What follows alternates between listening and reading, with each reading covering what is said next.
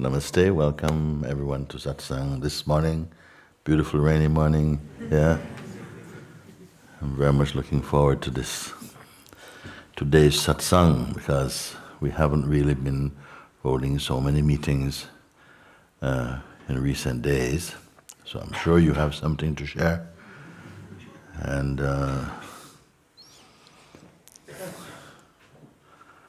oh, good.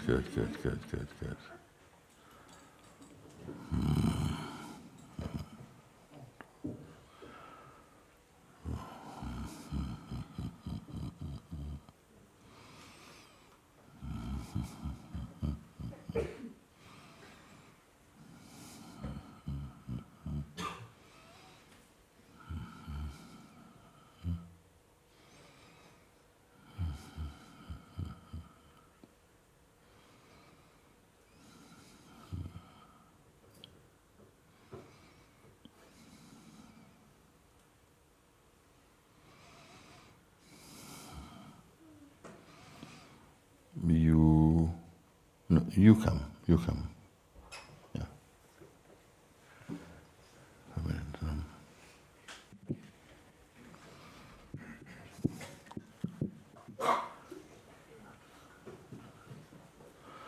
I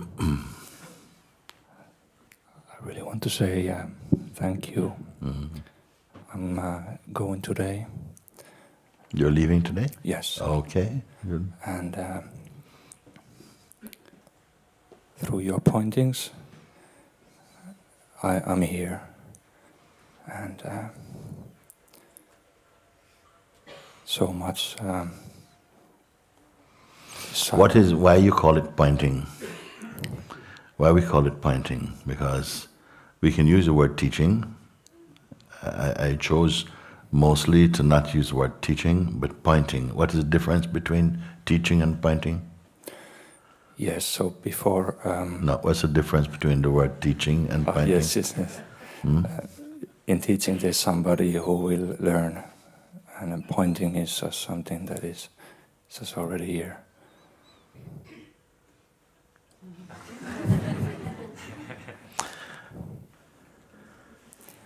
And that's true for you?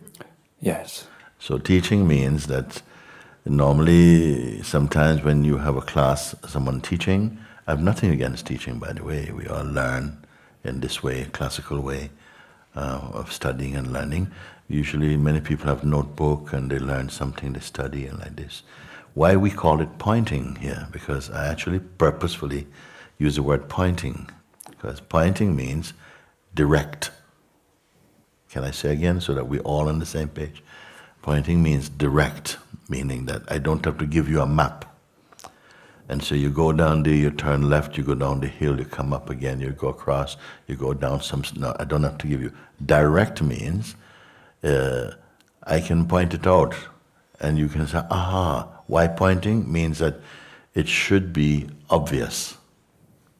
You follow like that?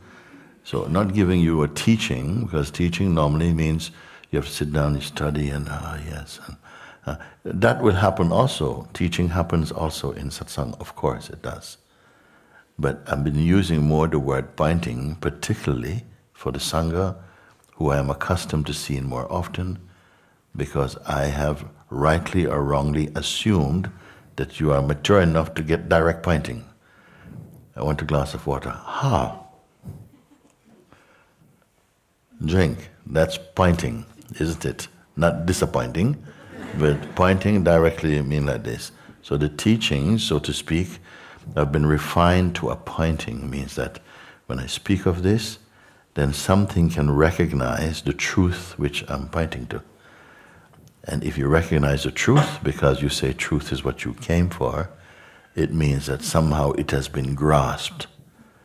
The difference between the pointing to truth and the teaching about truth is that, yes, you said it also, for teaching, a student is required to learn something, to remember something, and so on. That also is a part of satsang. But I'm hoping that I can speak to you in such a direct way that I can say, like that, and you go, ah,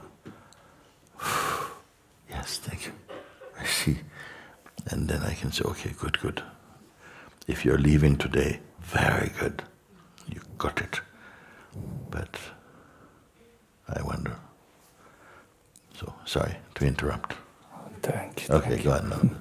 And comes good to also say that at the same time also identity is playing, and in a moment in social interactions, something can come up, and the sense of all of a sudden to do something comes, but then it disappears. It's just no way it can maintain itself, and something can come. That actually happens, just like that?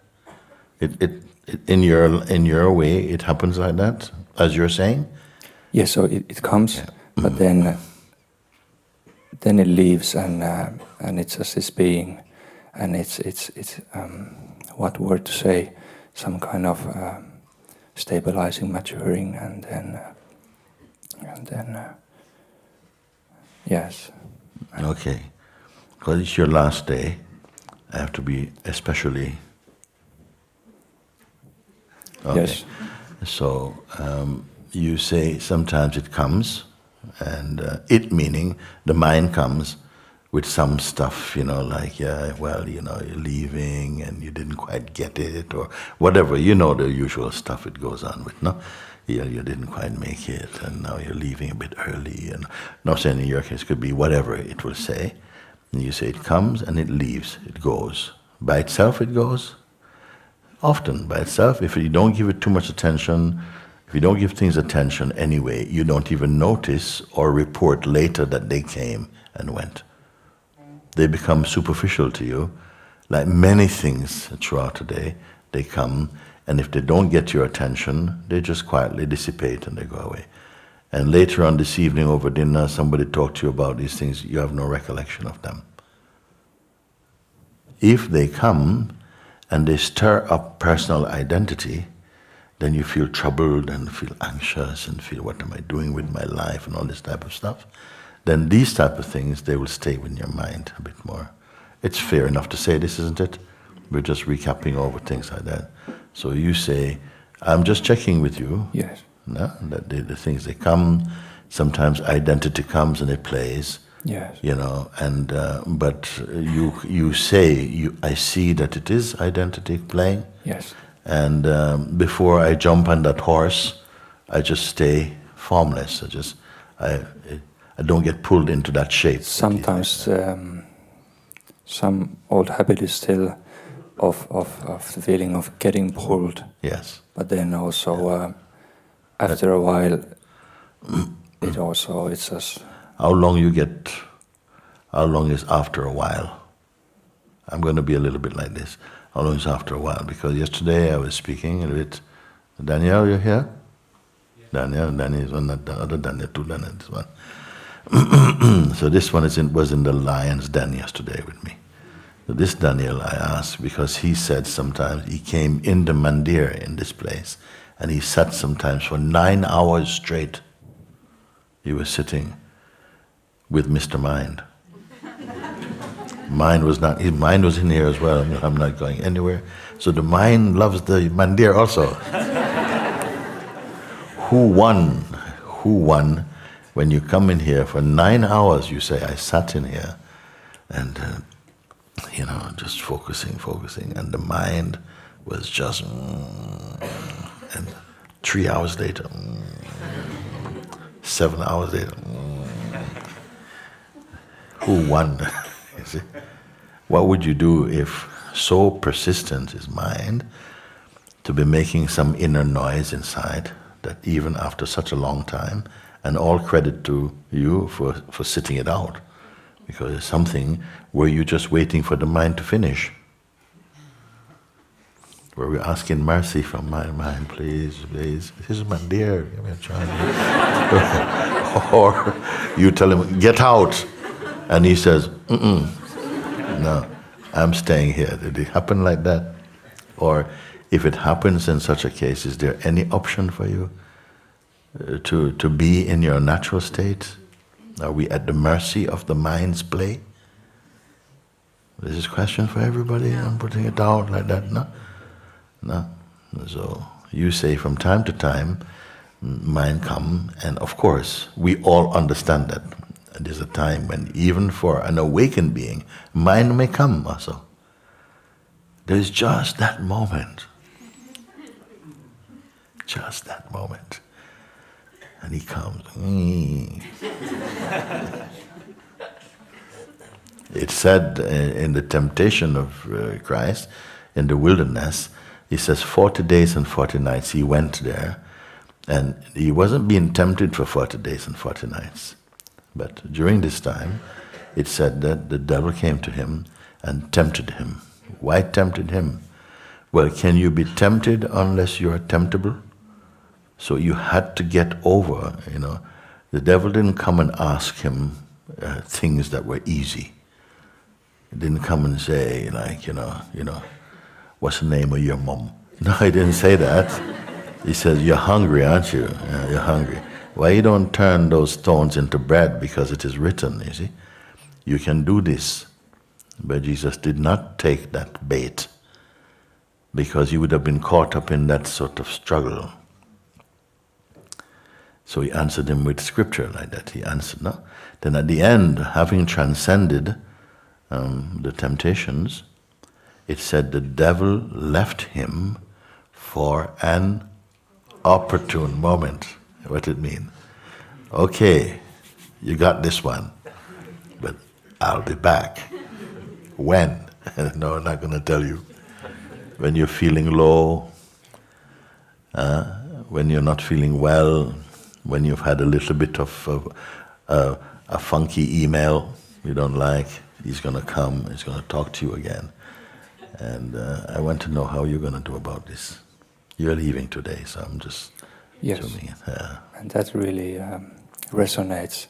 Because at the same time, there's something is still in the system that is temptable, like that something can come and then it can have this energy for a bit. You regret that? This energy? This possibility? No, it's there's some quiet joy also in that.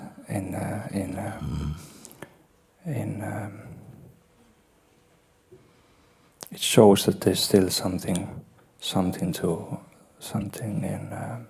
have a look. So it's good.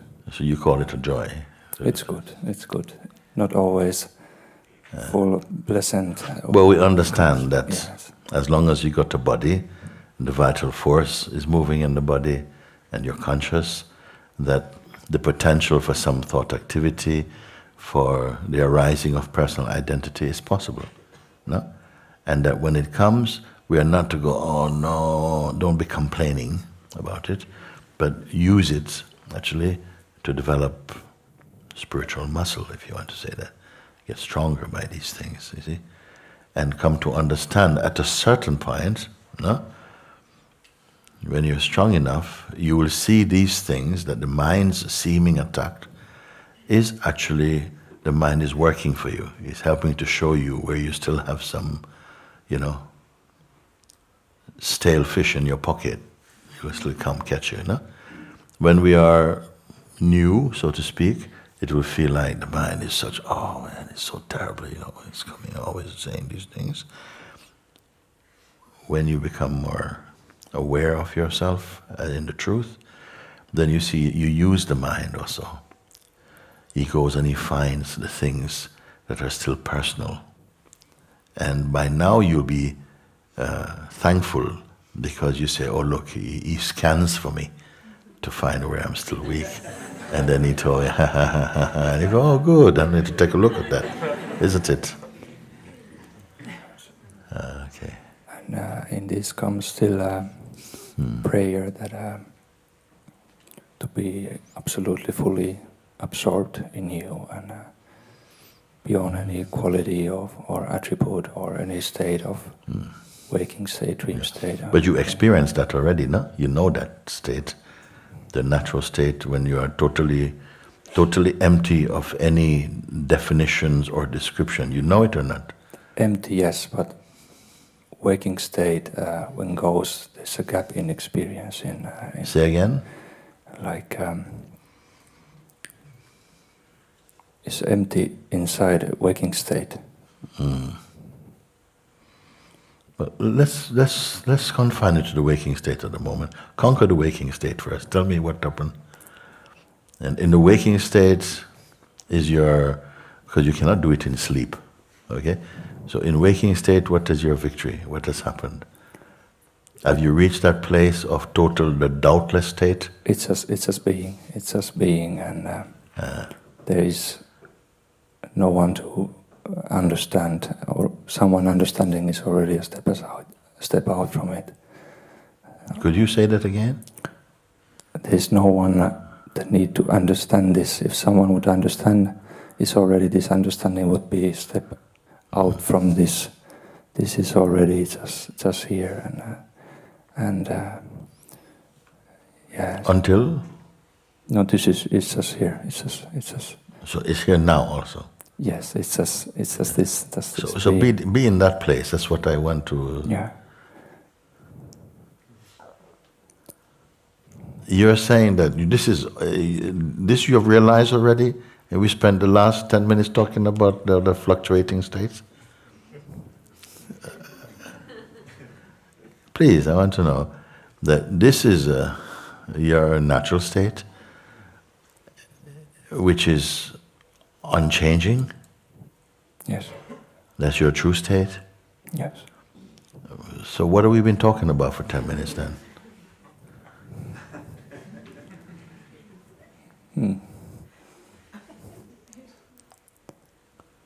Maybe there's.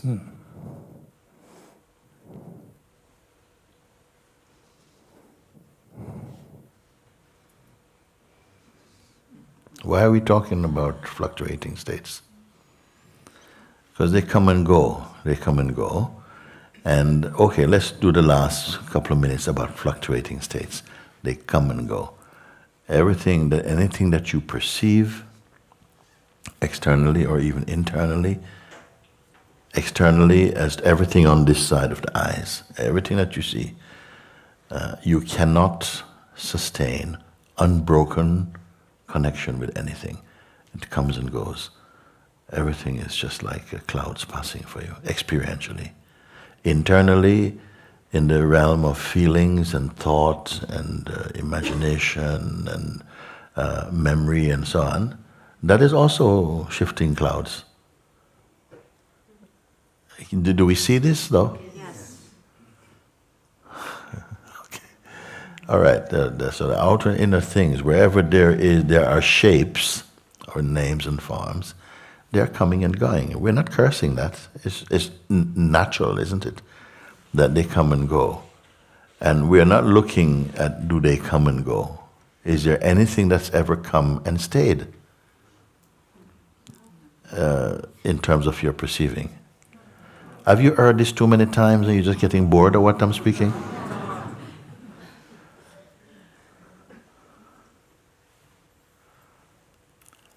Okay. So, once you know that, once you have confirmed that whatever I'm perceiving, whether they take the shape of feelings or thoughts or images, there's nothing that's steady here. Everything comes and goes. Is this been your experience or not? Yes. Okay. Is there anything that does not come or go? Yes. What is that? Huh? Self. Yeah, I'm just here. It's just this. Yes. I exist. I'm here. Yeah. Is that enough as a knowledge for you? Someone said, no, I want to hear from you in a moment. Is it enough that is your fundamental conviction or the outcome of your introspections, that you know that which does not change? Does anybody know it sufficiently to know that when this body falls, it is still here? Does anybody know that? Yes. Really? Yes. Oh, okay. I'm going to check in on you.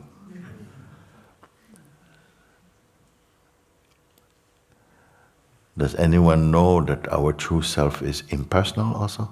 Yes.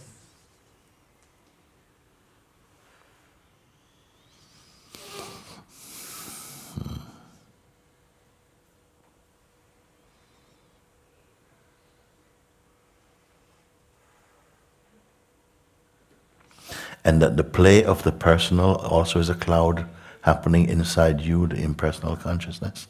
Yes.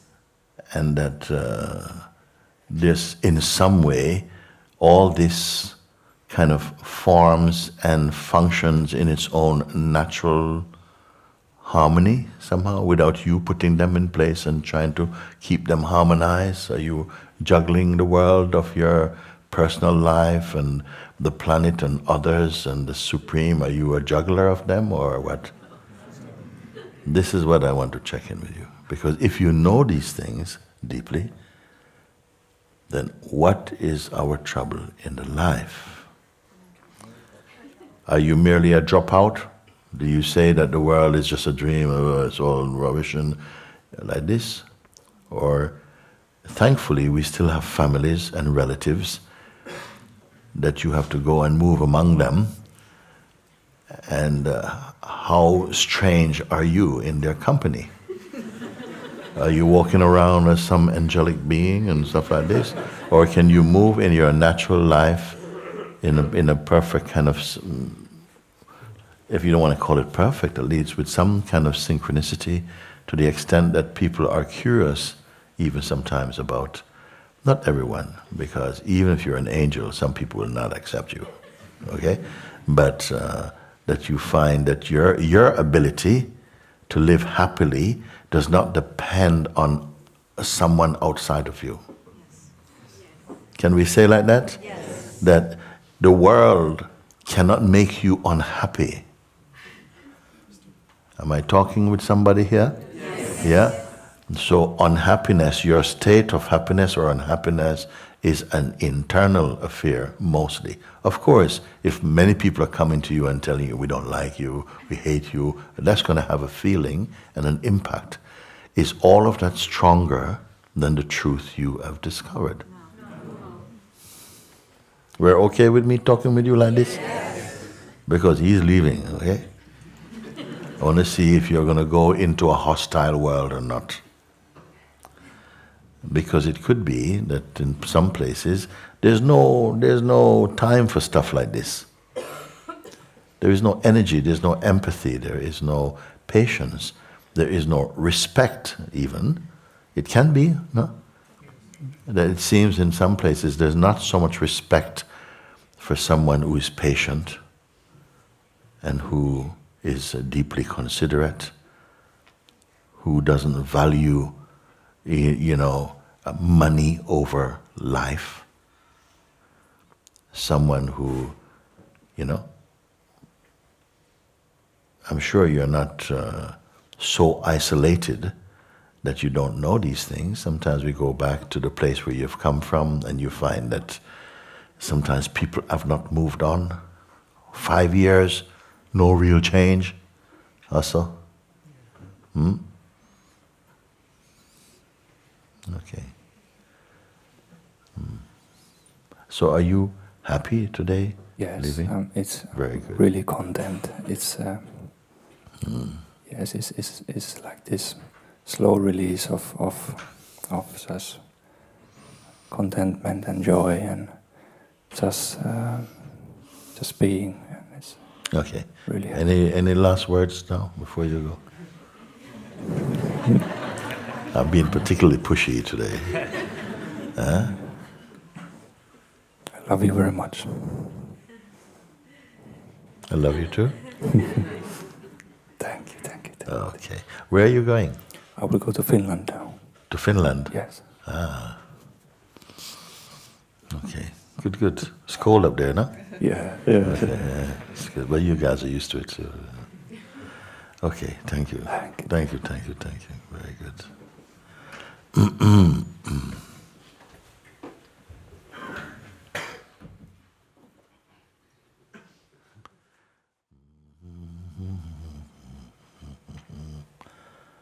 Who needs to come here right now? Okay, come and then let me see you now.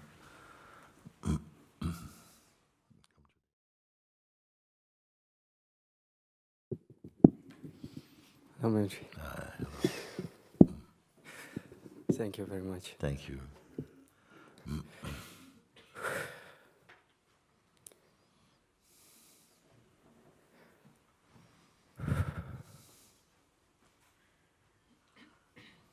Most of my journey with you was mysteriously through YouTube. Yeah. Every time when I had questions, the answers appeared.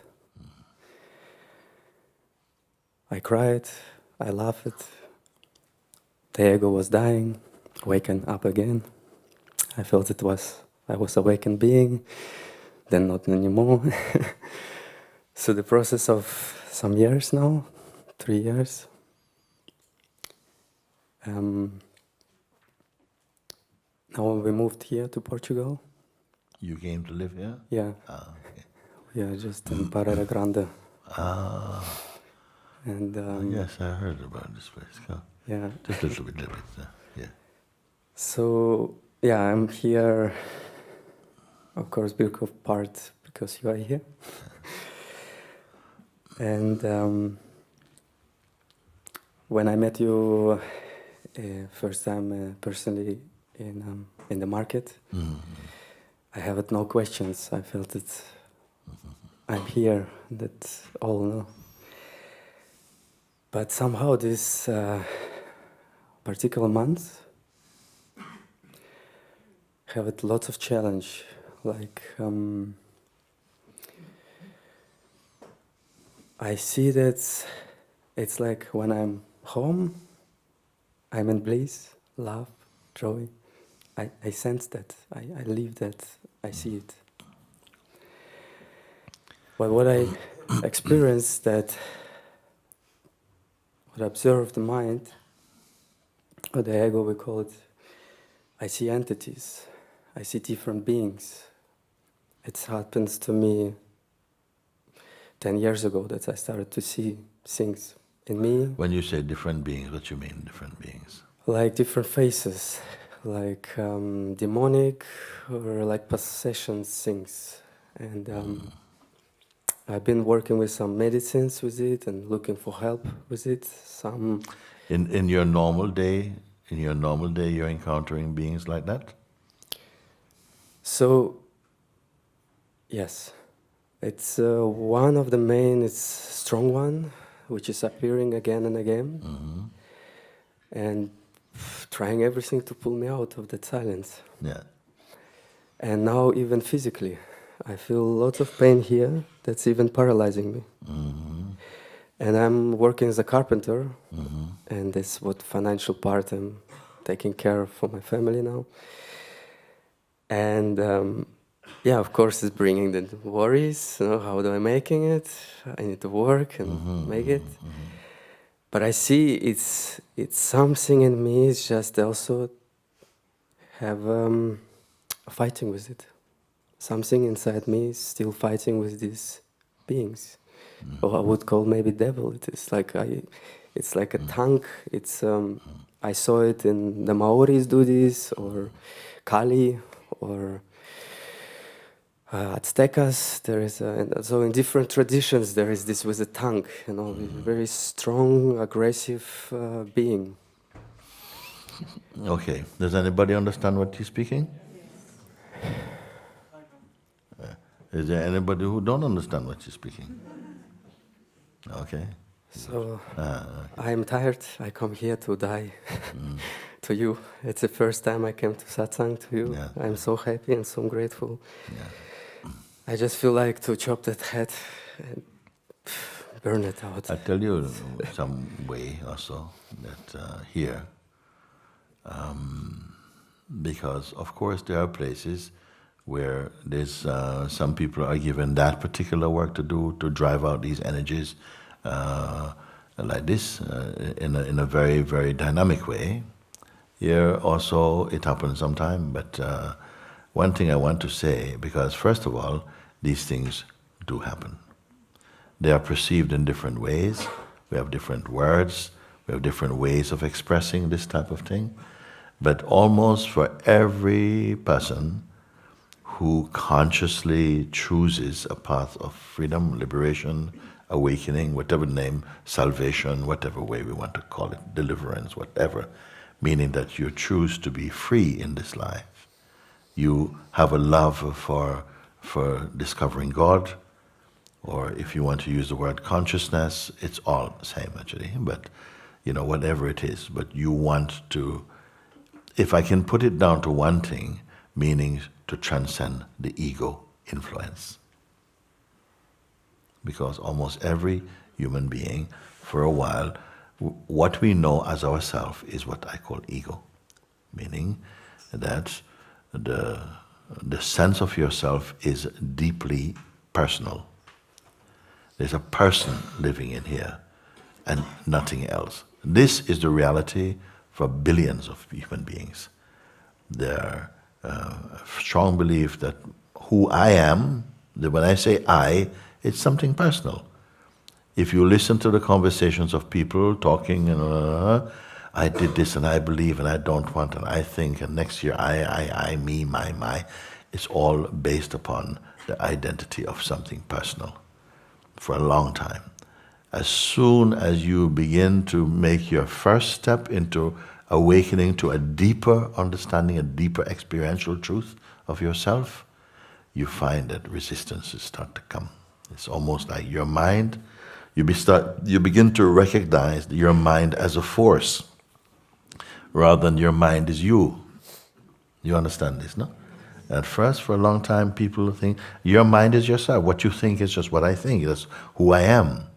But as you begin to discover that mind and its energies and its ideas and identities are observable, and to that extent you can begin to experience a separation in terms of that you are the one who is witnessing with these energetic plays that we call the mind, in the form of thoughts and judgments and fears, attachments, and all of these things are functioning in your existence, then there's a stronger desire to overcome them, to be free of the limiting grip of the ego on our lives.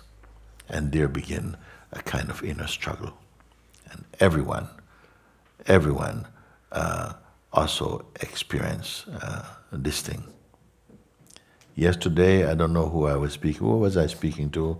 I was speaking to someone who was talking like this, and I don't know what's happening, and I've got to stop. Who was I speaking with? Do you remember? Yeah, I was speaking to someone in Casaneva. I was speaking. Blah, blah, blah, blah. I said, "Do you know who you sound like?" Who is speaking and saying, "Oh, it's just like my mind gets so strong, and I know I'm not it. I know I'm not this, but it gets strong." I said, "You know who you sound like? You sound like the Buddha. You sound like Anandamayi Ma. They spoke same way. At some point, they were also kind of struggling and the mind, for a while. These were the birth pains to freedom. That's how it sounds. But mind tell you, no, it's just you. It's you. You are not chosen. You're overlooked. Bad luck. Next life, maybe. Whatever it is. Because something is susceptible to believing in these type of things. So when you speak now, and you speak and you say, yes, these things, they come. Why? Because something inside is waking up to the truth of who you are. And there are forces, contrary forces, working within the system, the body-mind system. Some force is working to keep your attention and your emotional and mental and physical energies just in a personal way, day to day. Troubles and all these different things, something is working to keep you in that mode of existence, full of promises, but unfulfilled promises. And there's another force within you that is a liberating force. It is moving for higher, it's an evolving force, it's moving to higher ground of consciousness, moving more into the realm of the God, the divinity, and like this. And as soon as you begin to wake up, these forces become much more alive, much more detectable, discernible for you. And can you bear it, you see? Because for a while it will be like this. And here you're being pointed to the most direct way, in fact. The most, why I say the most direct, most all-encompassing way? Because I'm pointing you that you are the witness of all of this. These forces, whether they are demonic or just psychological, they cannot intimidate what you truly are. They can only intimidate the idea you have of yourself. They cannot possess you as consciousness, but they can possess your sense of personhood, because although a person is also a form of consciousness, it is the weakest link in consciousness, in the human expression of consciousness. I want you to know this thing. We can live as a person because on every layer of consciousness, there is a world that lives there. It's almost like each plateau of consciousness, there are various layers. And the higher you go, it's like a whole field of, it works in a particular law there. And they go higher and higher, purer and purer. The more you somehow are recognizing your true nature, the more evolved the consciousness is functioning to higher and higher realms of consciousness. Are there these forces there? Yes. Sometimes in the beginning you may find that you're fighting with them in a much more tangible way. In the waking state, you're dealing with them and feeling headaches and like tiredness, and you can't do things, and contrary voices in your head and so on. And as you evolve and become more mature, they become more subtle. Have you noticed like that somehow? They become more subtle. When you beat them in the waking state, they go to dream state. It's like they are pursuing you in some way, but when you catch them, they start to go more refined. And no matter how refined these energies go, you are subtler still, because you are the self. I told you from the beginning, you have the advantage because you are already the self. What is the disadvantage? That you don't know that. You're not aware of what we are. You see, what is our evolution of consciousness? Are you becoming? Are you becoming? No, what is becoming is always changing. You are being rather than becoming. And so what happens is that these changeful states, we are always, once you have identity, you think, oh yeah, I wish I was a bit more like this. But it's still another state. The overseer of all states lives where? It's you. But by the time I'm referring to this you as you're beyond the field of phenomenality. You understand what I mean by that? Phenomenality means that everything that's appearing and disappearing and coming and going and whatever kind of like beings that are coming, they are all phenomenal, meaning that just like they can appear in a dream, they can appear in a waking state.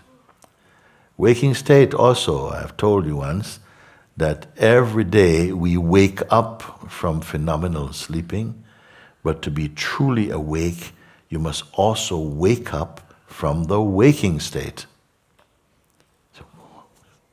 But the waking state is already awake. Yeah, it's already awake in the mind, but it's still dreaming because you still take yourself to be an object.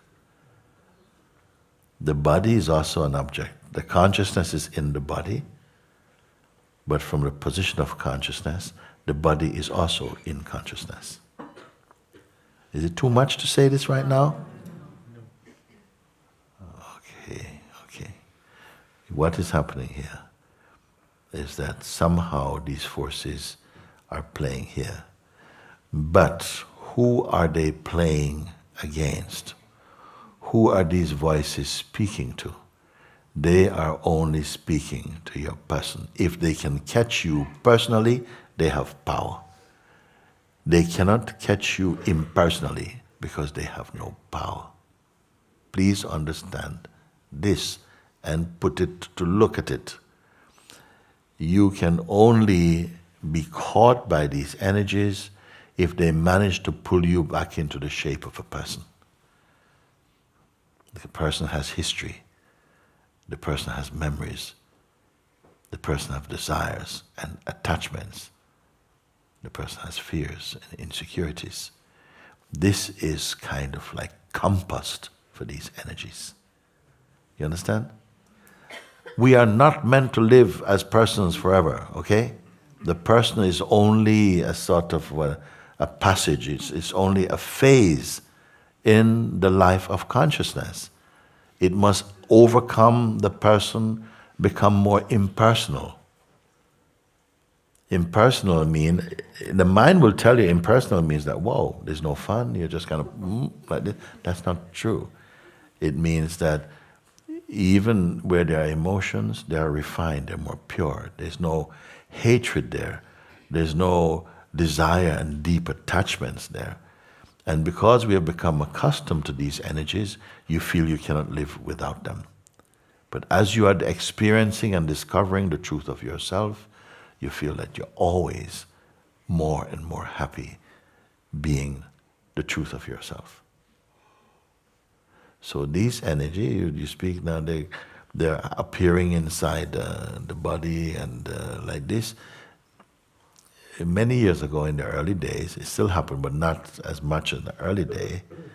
I remember one time, first one girl was at college when I was teaching there, and she would come up to me one day, and she started, as soon as these energies began to manifest, it wasn't like that at first. It was that, I'll explain, because this girl, when she first came to me and she said, oh, teach, I was a teacher at college then, and she'd come and give me a hug. And when she gave a hug, I gave her a hug, hi darling, how are you, And then after she will release each other, I'd feel this energy going here, up here in my back, from my spine, going right up, coming up here into my head. It was like, I knew I hadn't done anything at all.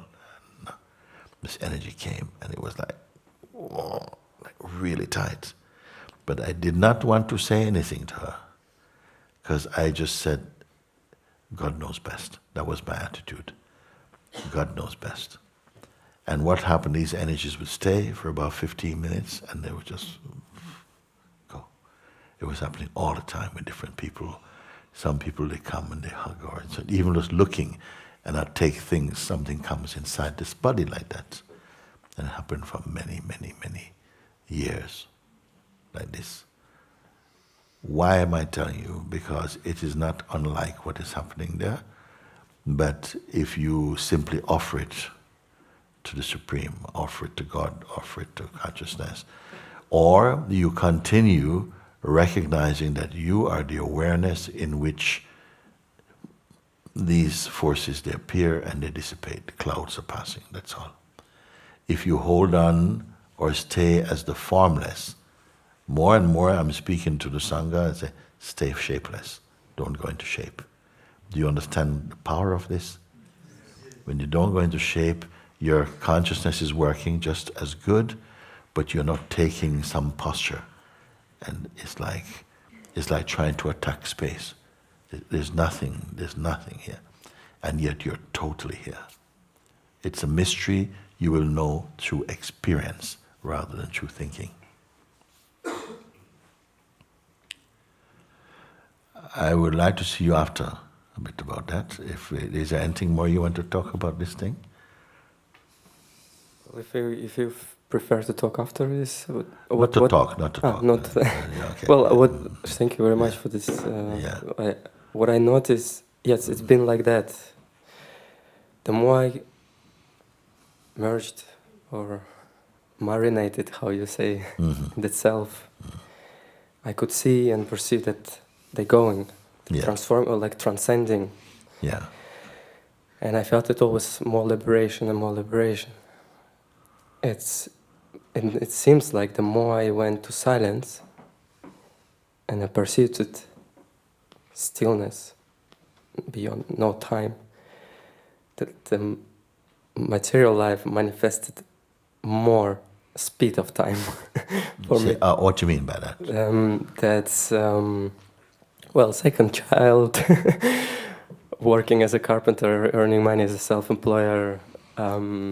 So day by day. So you're saying that the more that the consciousness become much more subtle, more empty, more spacious, more silent, like this, the more the manifest life you seem to get more intense. Speed up, yeah, more intense. And now the weakness, what is I see now, that's when it's, in construction, sometimes it needs to be fast and done and this. And there is sometimes people who are... Yeah, the thing is, don't worry. Yeah. Yeah, that's my thing for you.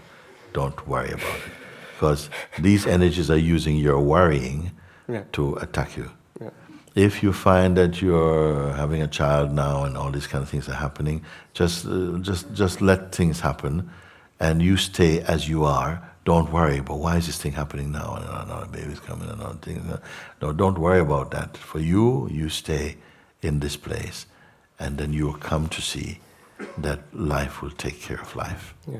This is a very important thing. Otherwise, if you worry, there's no end to your worry. Yeah. You stay like this and continue working. This thing will go, also that will go, but just continue to be as you are. Somehow, these things come because you've made the right choice.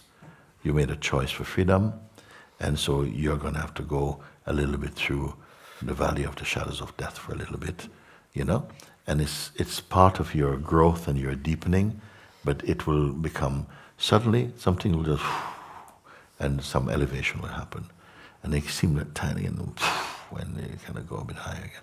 It happens for everyone. So they don't have any hold on you. It's just they will try and use, it will appear like these energies are using any sense of weakness in you, they'll go to that place. They'll go to that place. It's like you're moving in life.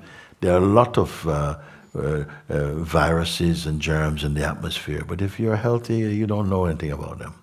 But the minute you go a bit weak, they move in like that. It's just, these are only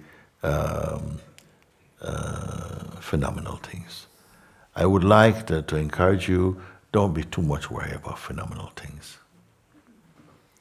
It's not a modern phenomenon to have trouble of this nature. It is as whole as human being. You're going to get these things and your mind, pick up on why is this happening to me, and I try to do my best. Don't worry about that. Become very, very empty inside. And deal with things as you can, but don't worry about anything. You will transcend them very easy. Don't feel that, you've been overlooked by life and, why me, like this. If you say, why me, you must say, why me? Wow, what did I do to be so generously blessed in life? Yeah, but no, why me? No, why me? I mean, wow, how amazing. How amazing is your life when seen with true eyes.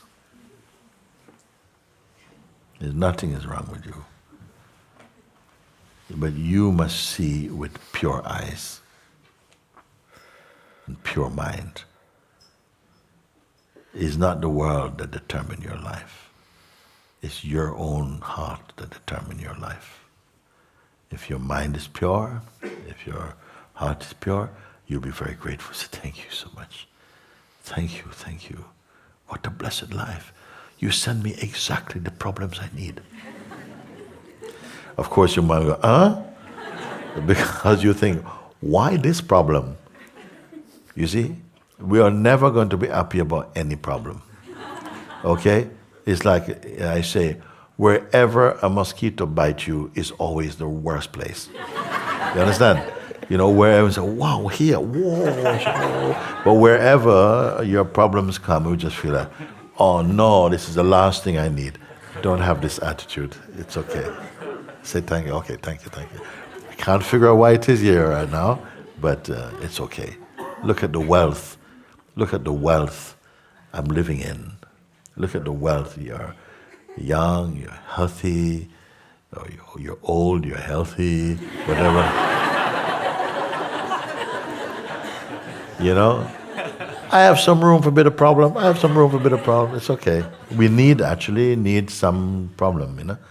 Because your being needs the exercise to develop your powers of discernment, and you need difficulties to produce your best. See your difficulties as a gift from God, not as curse. That they come because of the power that will come out through them. Is it good or not? Yes. Thank you. Thank you. Okay. By the way, we have lots of mosquitoes. You have a lot of mosquitoes? Yeah, some are missing from here. Could you send them back? We have something for that, you know. They put this thing inside the water. It's quite organic thing. And the mosquitoes apparently... Amazing. You know them, no? Like, you know, Amita is sitting next to you. Amira is sitting next to you. Amari is sitting, she'll tell you. There's this thing, you can get it. It looks a bit like dog poo. And like a funny donut. And then you put it inside the water. And am I making this thing up? Don't some of you know it? We have somebody knows it here. Anybody knows it? Someone show me some support. Thank you very much. We'll get some for you, Orlando. Can I come to you? Yeah.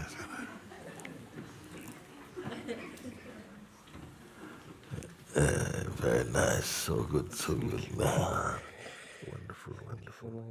Thank you.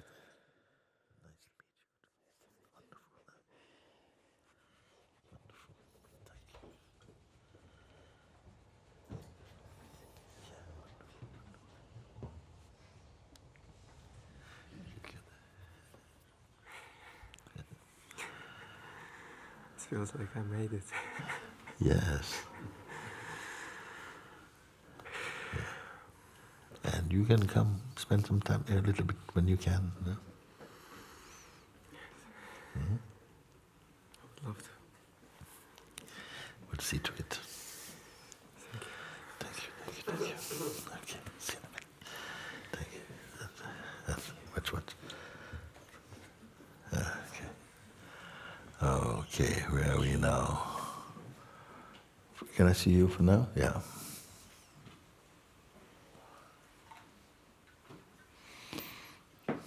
Thank you, Guruji. Thank you. First of all, I want to say I love you very much. And thank you Same. for everything, for all your help and pointings. I want to bring something to you, because in my experience I found that whatever I bring to you, it dissolves in light speed.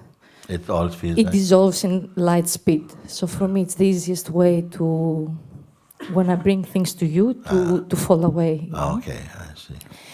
You said before to the first questioner, you asked in general, all of us, is it clear that when this body falls, you're the conscience and you always are, you know? And I had this experience, like a spiritual experience, twice recently, so which I didn't process, but in Zimar, while I was eating, in the dining, there were some quotes of you passing by. So there was one quote, I don't remember the whole quote, but just a few words that says, it was saying the dissolution of the person into consciousness. And as I looked at it, it's like bullet, you know? Yeah. And it triggered this memory of this experience that I had recently. So in my experience, it felt like a death, you know, also of the physical body. But although I knew that the body most likely will survive, you know, it was not in danger, the body, but it felt like this. Yeah. So in the moment, my experience was, so the sensation of the body ceased to exist, although I knew that the body was fine, but I didn't feel any of the body. I could observe like consciousness and identify as consciousness the mind playing like a tape, saying irrelevant stuff, just like a tape, like gimberies. And there was also the person, which I identify still from time to time, that it was going crazy in the potentiality of completely dissolving. I was observing all this as consciousness, but my attention, for moments, I was identifying completely with the person. But I could still observe. The moments that I was identifying as a person, it was so big, the fear of this complete, because it was very potent. As consciousness, I could see in the moment it was very potent, very possible for me. Very possible for the person to completely dissolve. But the person was going bananas, like this example that you give, like in the bathtub and the sink, and the water goes in. It felt in the moment as a person. It felt like this, that it's sucking me in, and it was like it was doing anything just to drag, just to escape this. Yeah. I was observing this, and my attention was identifying in and out of personhood, and this happened twice. But in the end, it was so strong, the person, which I could see. The mind and the person is something different. It's not the same thing. And then I couldn't do it as I was the person, of course. Of course, you cannot dissolve as a person. It was by the grace of God the moment that came. And I realized that I cannot do anything as a person to dissolve. And I just want to bring it to you. But there was a great fear of completely vanish. Can we talk about this is for everybody now also? And I would like that you listen like that, because this is pertaining to everybody. It will come because each one may come back into the original realization in subtle different ways, no? But it all has the same kind of quality, no? What she's speaking now is that as she was observing that, because I gave many examples I give, because it's a universal thing when it comes to those whose time has come for an awakening to take place.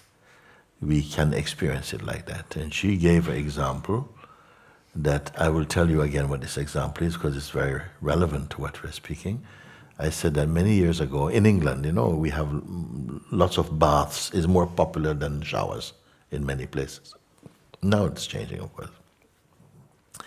I remember once coming out of the bath, having had my bath, and we in Caribbean we use a flannel, and we soap up the flannel, and you use your flannel, and you wash with your flannel, and then you get in, and you're sitting in the same water, by the way, no?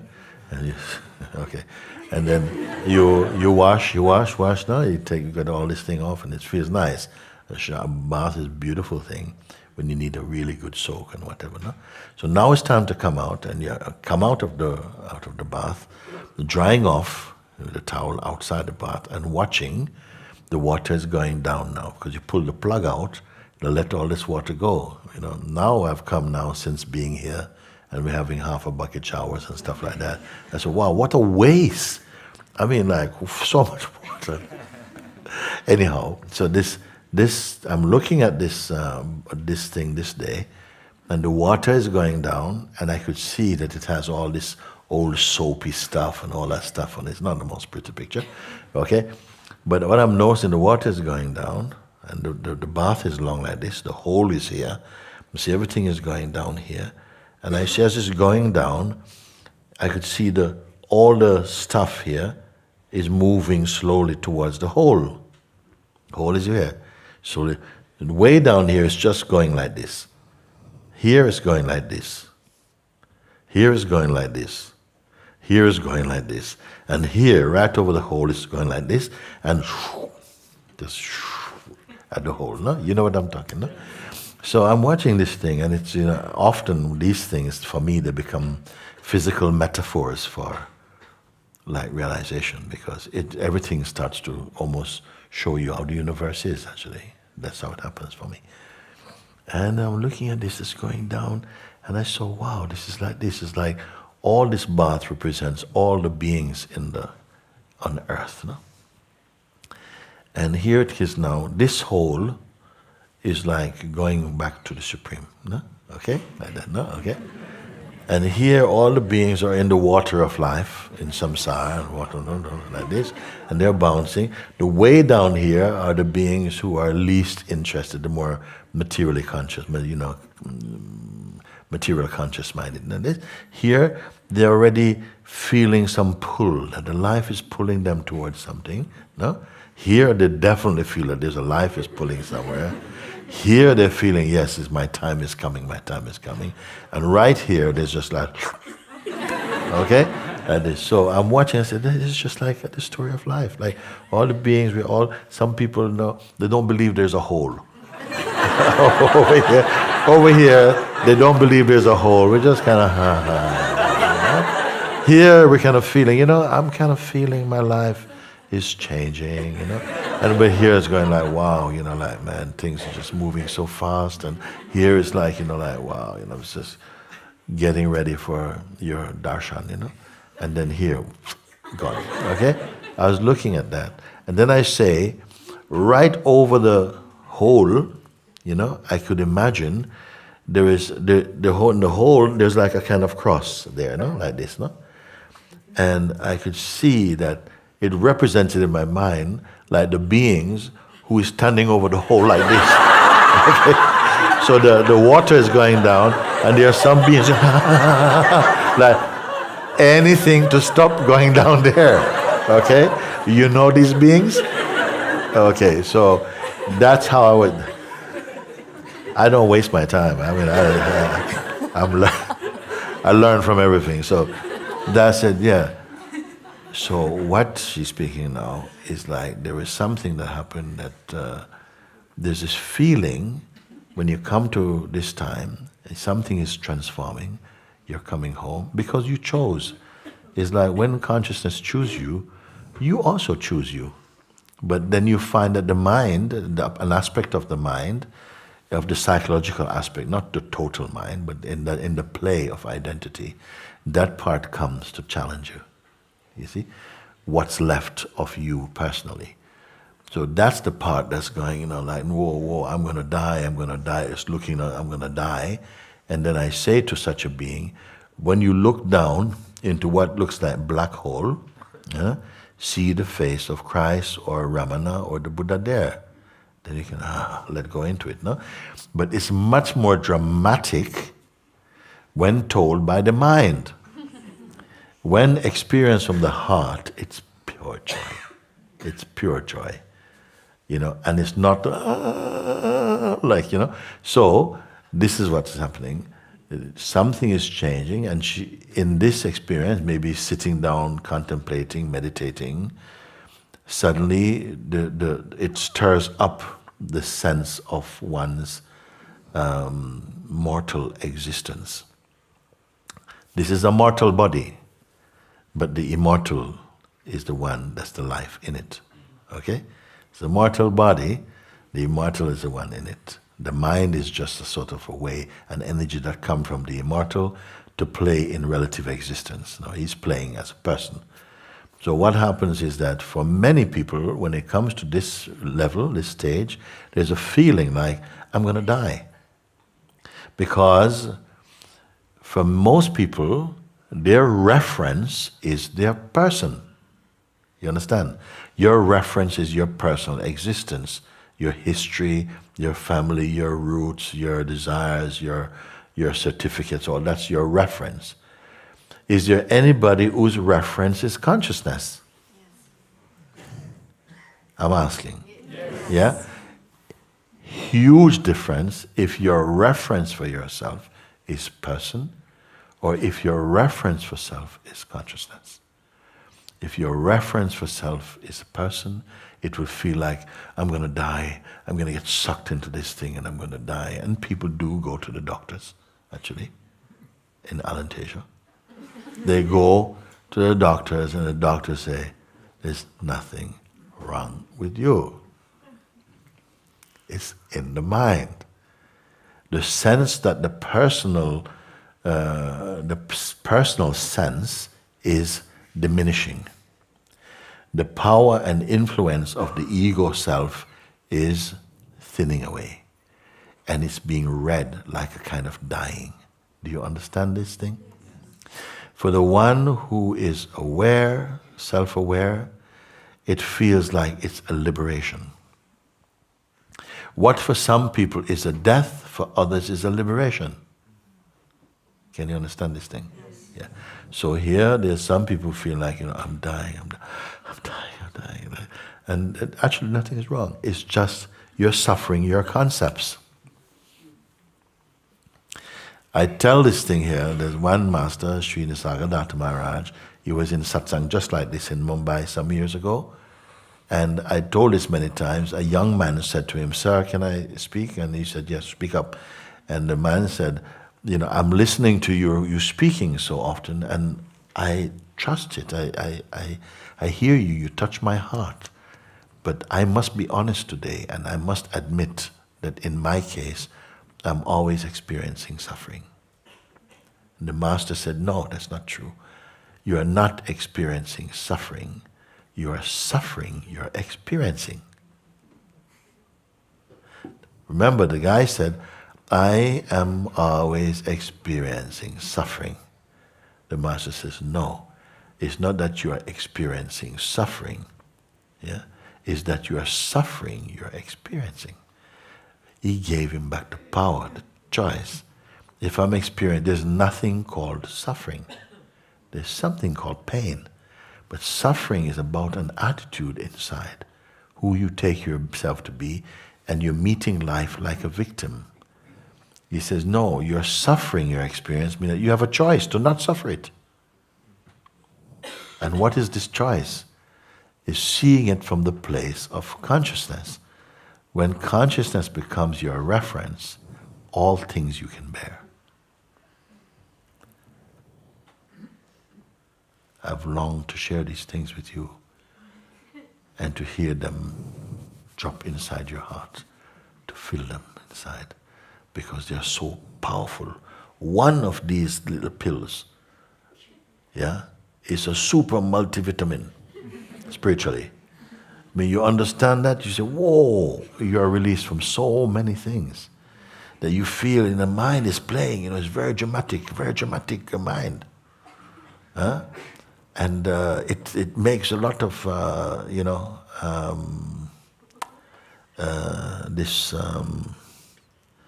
create a lot of this kind of drama, It's the, I don't know what it is. Sometimes it's a very Latino mind. There's a lot of fire, and it makes a lot of, and it's nothing. Actually, it's nothing. Okay? So, this thing, as soon as you're watching from the place of consciousness, you see the noise. Actually, you said, I can see the noise that the mind is going, it's like a banshee. And then at the same time, you say, I can see where from my seeing place, energy is going into identifying with that. Okay? Yes. Once the energy is going from your seeing place to identifying with that, the gap is closing up.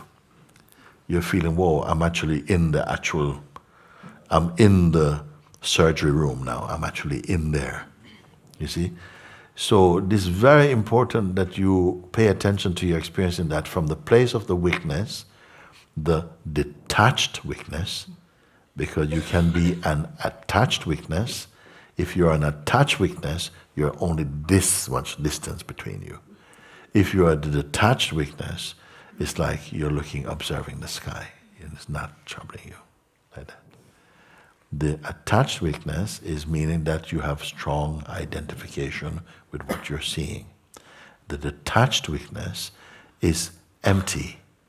The more empty you are, the more things are seen with greater distance. You can observe their disappearance without any sense that you're experiencing any pain at all. Some people leave their bodies without any pain at all.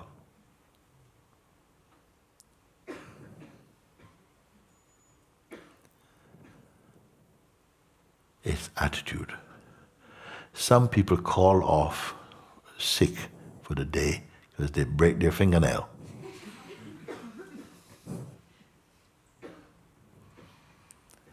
attitude inside. As you're looking from the place from where you're empty, the drama quietens. You can feel the transition, you can feel the elevation of the consciousness to some extent. Even if it feels that the consciousness is expanding, you will still see that that is phenomenal. Who understand what I said just now? That even if the consciousness itself feels like it's expanding, it is watched from a non-expansive place. Why? Because the limitless cannot be expanding. Who understand this one? Yes. Who can confirm this one? Yes. Not the same number. Okay, all right. So you get what I'm speaking. Yeah. What we share and what you see, you're a very good candidate for that, because you say, when we look together, things fall away. When you look together, not just you hear them in your head and your head says, yeah, I got it, it's really good, but you actually confirm, you look and you stay with it. Did he say? You may go and check with a brother or a sister, did Guruji say that like it? Huh? So yeah, totally. Wow, thank you. That's how you should look. To stay with it. To stay with it. Everyone here is detoxing spiritually, meaning you are being detoxed from the ego identity. In the beginning, we are not sure if there's some good things about the ego we should keep. Okay?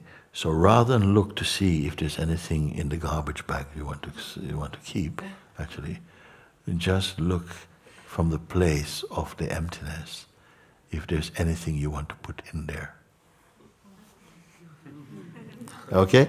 Two ways we can look. One is to keep looking in the ego to see if we can find some, some overlooked coins or whatever it is. No? We can look like that. Or you can look back into the emptiness, into the immensity of the space and the peace, and see, is there any junk you want to put in there? Does it need something from the ego mind to put in there? That's more quick. Because if you're looking for something in the ego, you're going to see something shiny every now and again. You see? But when you check in, you see, but nothing needed. Nothing needed.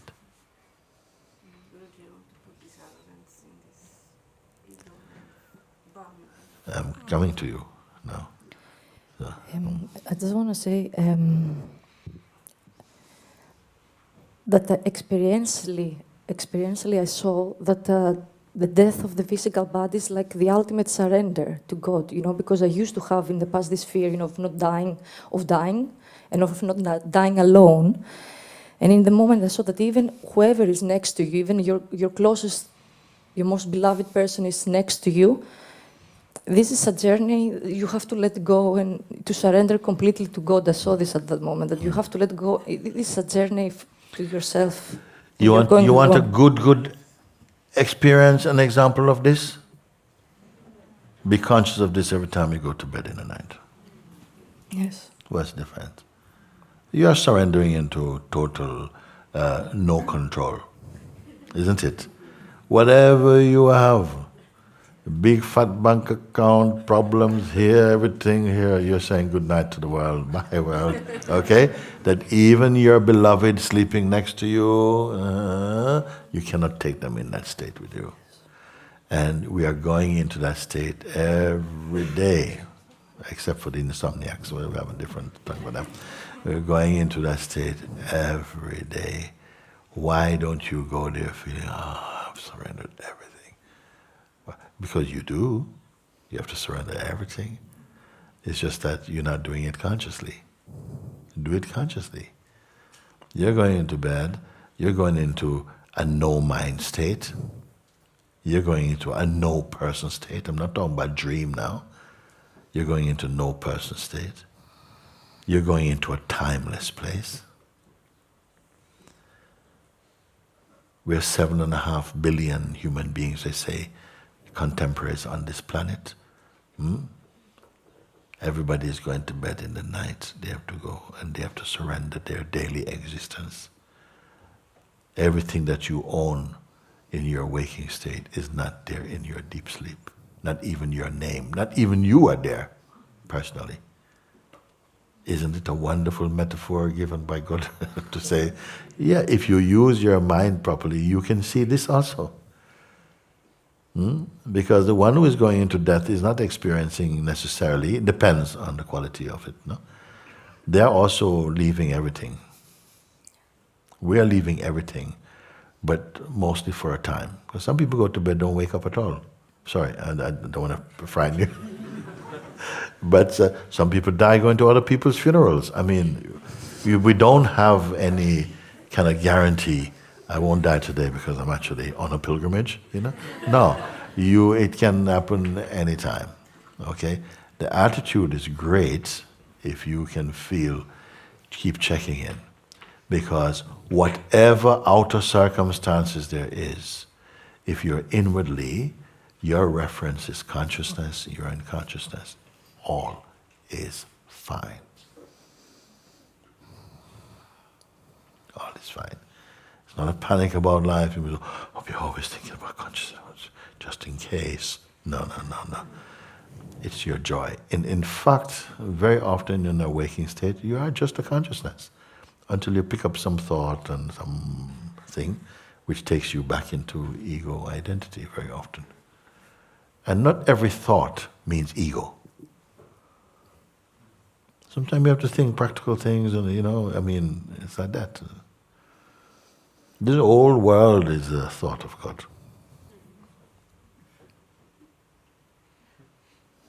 Thank you, Guruji, very much, and I'm very grateful for every experience. For every experience in my life, I'm very grateful, and I wouldn't change anything. It was all needed. Thank you so much.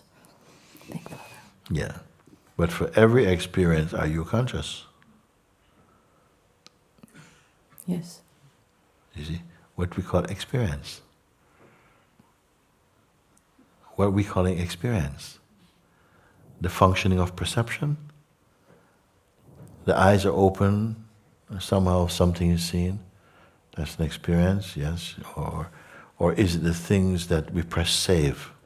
Because that's a good one. Or the things that you cannot forget about because they are so strong. From the place of consciousness, whatever is being experienced, or perceived and so on, your eyes are open, the senses are working, are they collecting, experiencing? No, it's just one flow. One flow is there. Like eyes are open, nothing is going on in your brain. Sometimes you can perceive life like a camera without film, without SD card. Just looking. Not exactly, because a camera is a very inanimate object, and consciousness isn't. No? So you're looking like that. At a certain point, you all are experiencing more emptiness in the waking state. Is true? You know that for many people there, from the moment the consciousness arises in the morning, it's like their minds are in gear. It's like almost no shutdown. You are experiencing greater periods of emptiness and silence, even in the midst of activity. Do you know what the blessing that is? There are some beings who are experiencing unbroken peace. Is it fair? Yes. I want that. No, is it fair? Is it possible even? Yes. Yeah. That they may even have some waves of some things may come, but it's not scored so highly. It's okay. There's room in the infiniteness of consciousness for every sensation to come through. It's okay. All the clouds that have passed here has not removed the sky. In the same way, all the sensations and thoughts and stuff, they come. When you are conscious of your sky nature, then you can bear all these things. They're not, you don't have to even control them. They don't touch that which is. Have we reached that, so to speak? And even to say, have you reached it? You being what to reach it?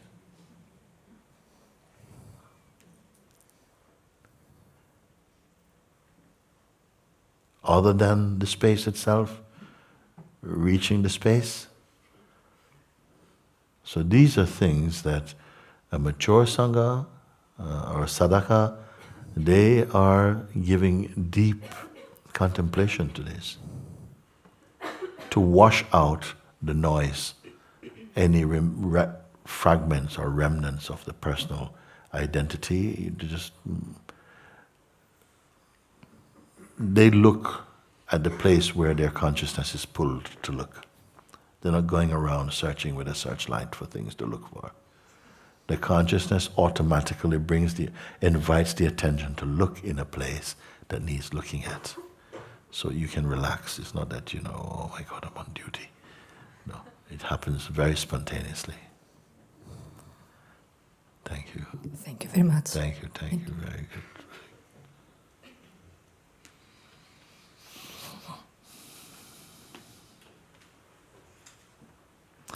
Many people put their hands up.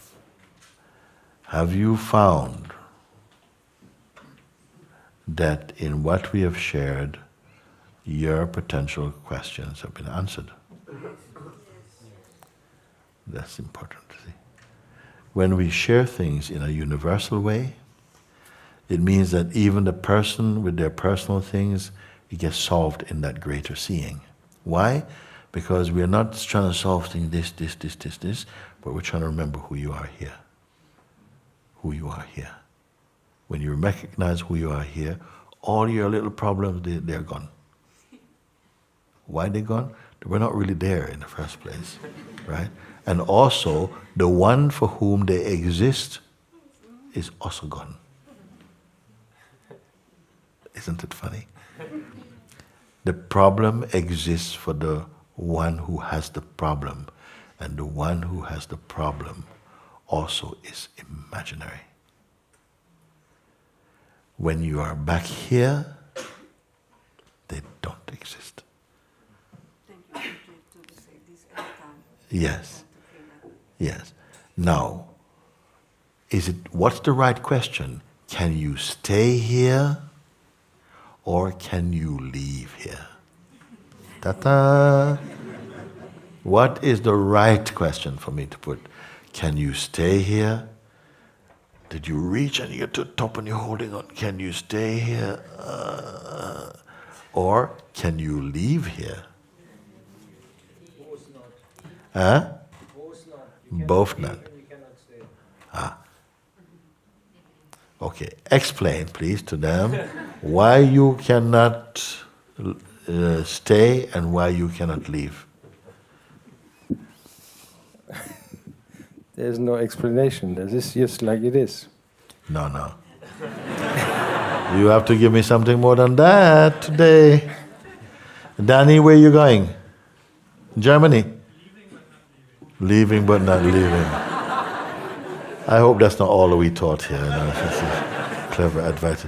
I love you, Danny, so much. Yes. You're going too?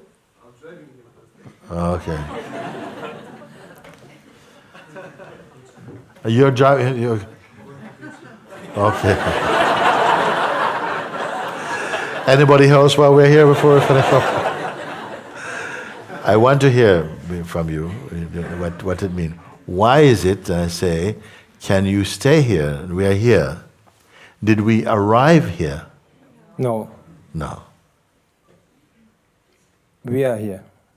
We are here. We are here just freshly now? No, maybe freshly I remembered. Yes.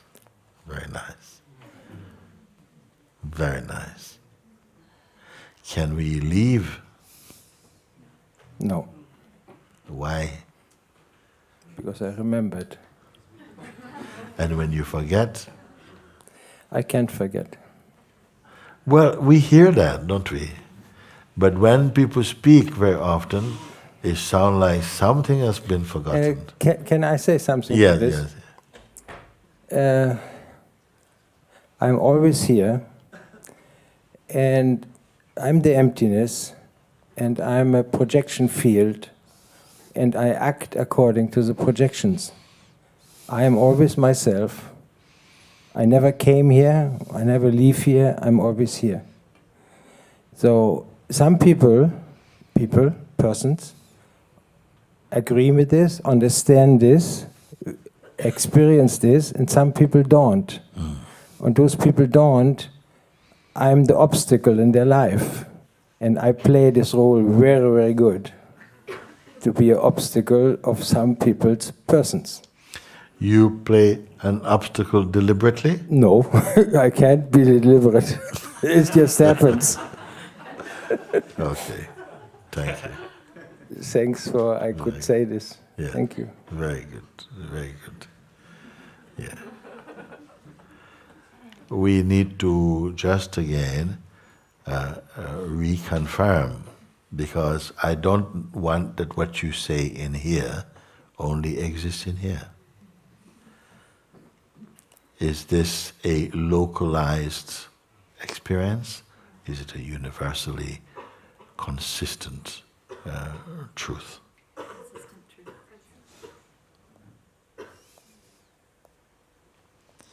Because experientially, based upon our life in personhood, it feels okay to say we reached here, because that's how the person experiences things. I left and I arrived. I went to this place, I did this thing, and I got that thing. You see? So it's in the language itself of personhood, no? Because language necessarily is an expression of duality, isn't it? No? So we're saying that, yeah, okay, now, okay? I am here, I got it. I got it. Who got it? Just to, not saying that the language is bad, but at least explain it in such a way that your words are true. I got it. I got it implied two things. The thing which has been received, that's been caught, and the one who has it. Can truth be like this? Why? Huh? Because you are this. Nevertheless, we have the feeling that we have become separated from this. Canute, where are you going? Toilet? Not allowed, we are going to the toilet. Sorry, okay. Yeah. So is it just an innocent remark that yes, yeah, I got it. Or does it live on in a kind of duality inside the mind? We're thinking, I got it, and then I see you later on and say, oh no, I lost it. Good, sorry, I lost it. Can that be true, you see? What does it mean? You know? You arrive here? Did you reach here? Or is it that I love what was just been said just now? Ramada just said that I freshly remembered it. It has always been here. I have always been here. But because when I say I, it has so much history, it has so much person, it feels uncomfortable to say, I'm always here. So usually when we say, I'm always here, it has a tail, which is a person dangling down here. Okay? And this person, that tail has to be cut. Or we just disregard it. It's an appendix or something. Okay? So we must see this though. Are we getting somewhere? Is it worth talking about this? Because it comes over and over and over again. And we're not learning just to put right words to our delusions, but to really look and see what really happened, you see. Where I see you sometimes, why should I not be able to guarantee you? We go anywhere and they say, you know, how is your Sangha? Hey, they're fine, man. I'll check in with you, how are you? You've been with me 3 years. And what about this one? What about that one? What is your reference for yourself? Do you see why I ask this? What is your reference for yourself? Is it who you were yesterday? Is it your idea of yourself personally? If I ask you, you know, who are you? I'm going to get a historical report? You're going to show me your resume or something like that? Who are you? You see? And would the words by themselves be enough?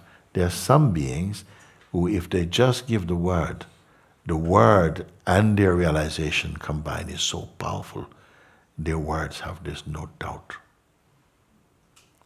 And it's not because they're good at believing, no, they are clear. They're clear like that.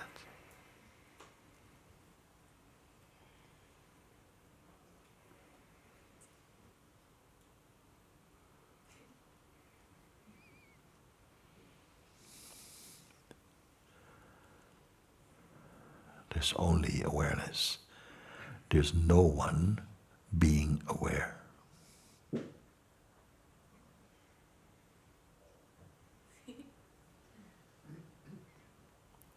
Only in practical life we speak, and we must continue speaking also. It is okay. The problem is not here, it's here. If you are resolved in yourself, your life expression will find a harmonious way. You can be with anybody. In fact, when we are awake to the truth of who we are, you are compatible as a universal being with every nation, every race, every religion expression. Not that you've got to go and you've got to know how they perform, but in your heart you have no judgment. Because you are seeing and understand the universal consciousness and its localizing of its expression. It's good like this? Yes. Are we finding it like that? Yes. Are we finding that as time goes on, there's something more universal in our behavior? Even if you don't have to demonstrate that, you're more fair with people, you're more open, less quick to judge, you have less time for gossip, and more just choosing silence over this. That when you speak, it has a power, it has relevance.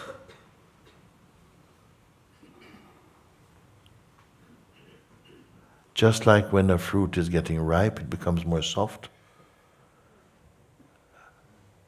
As your being becomes more again to its original nature, something soft about you. The aggression, the hardness is softened up. And it's not because, you've just become bland. No, more sweet, more pure. Can we spend a moment like this? Just to just like when you have been eating food, you stop, relax a little bit, let it just find its place.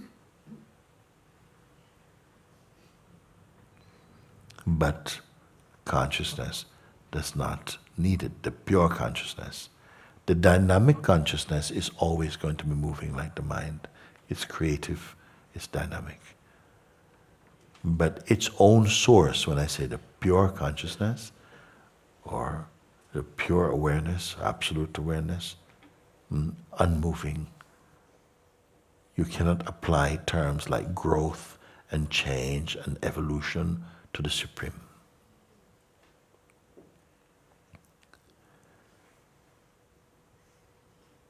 Can we verify? Yes.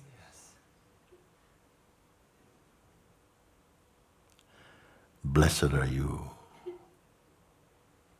who can verify. Not out of merely intellectual conviction, but from experiential knowing.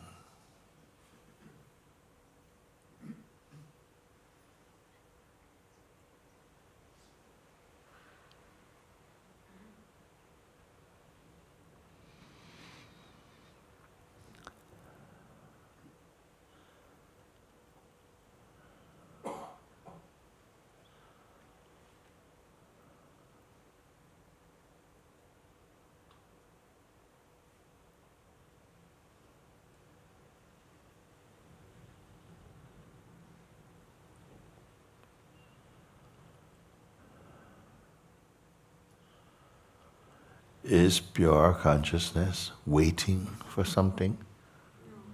No.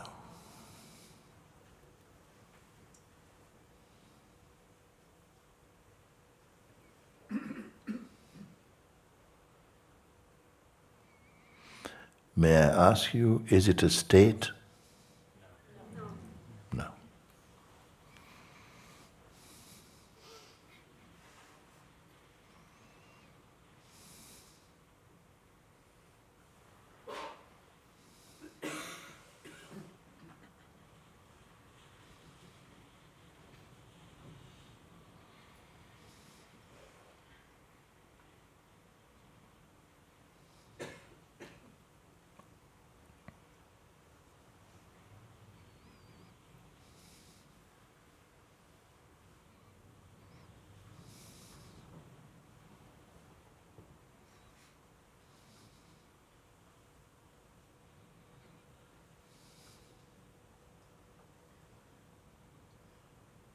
Is there any legitimate reason why you should not be totally awake?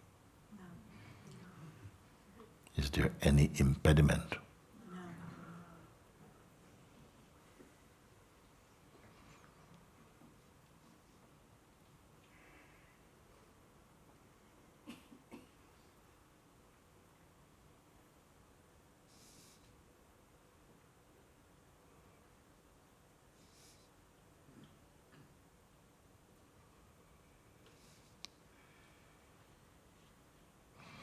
Are you in the right place?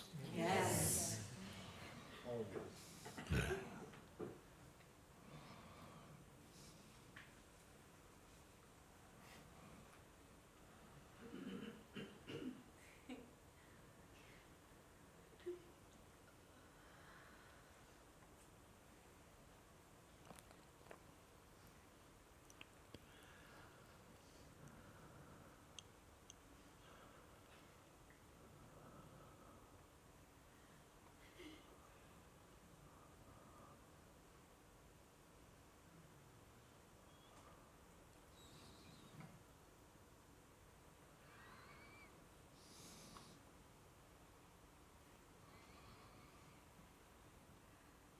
Now you are in the very exuding the very perfume of the absolute awareness.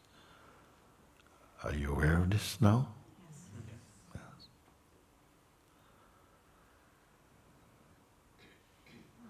This perfume is peace,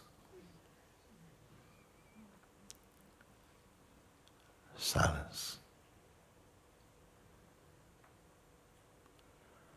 total contentment.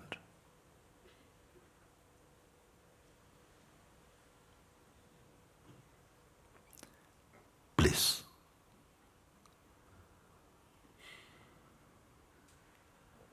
Emptiness.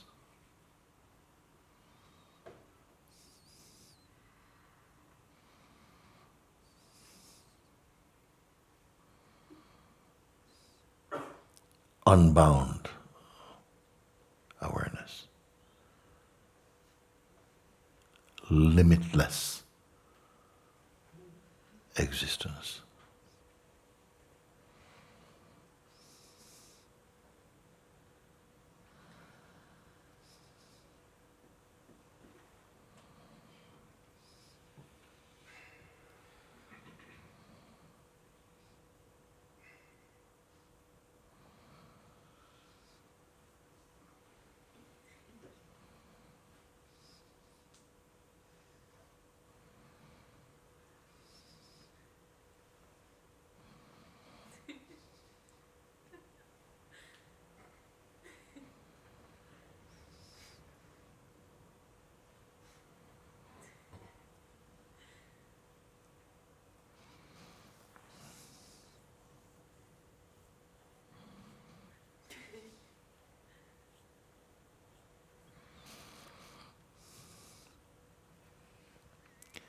This is your natural state, free of the bondage to ego.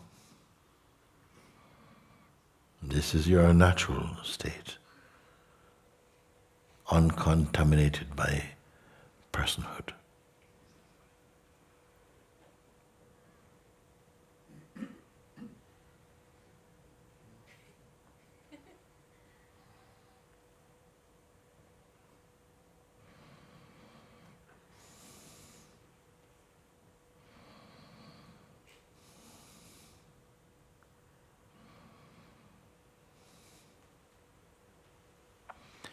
Is it a possession?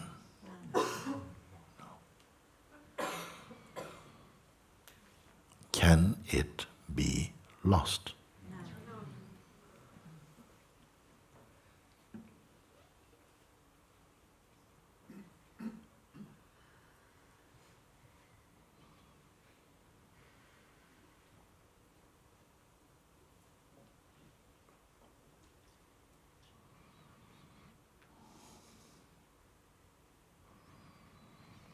Can it be shared?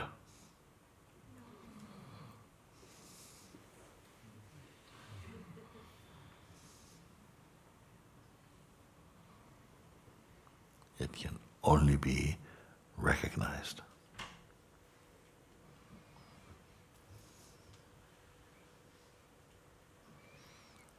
This is why I call it a non-phenomenal recognition, meaning not one thing recognizing another.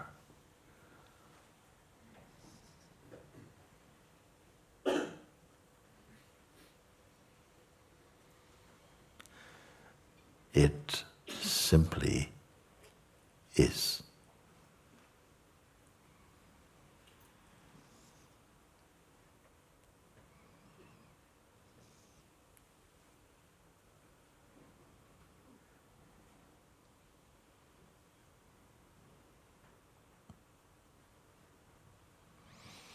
Can it wear off?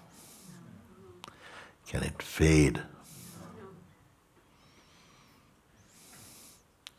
Can it reject you?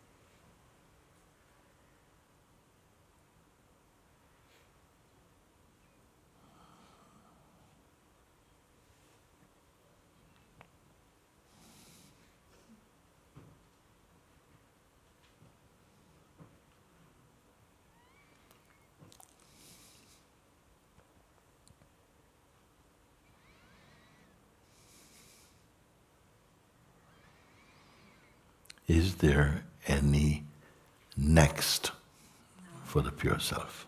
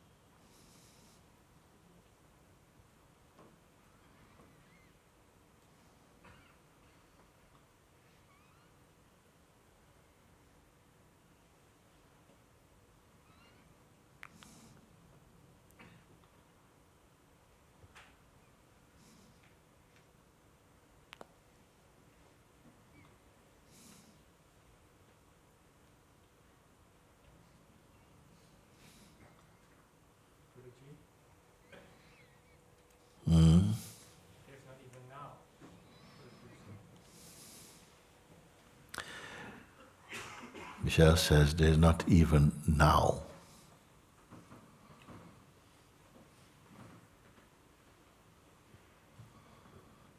Does anybody understand this one? Yes. Now means some concept of now. The self is not an instant of time, nor a mode of time. It is timeless.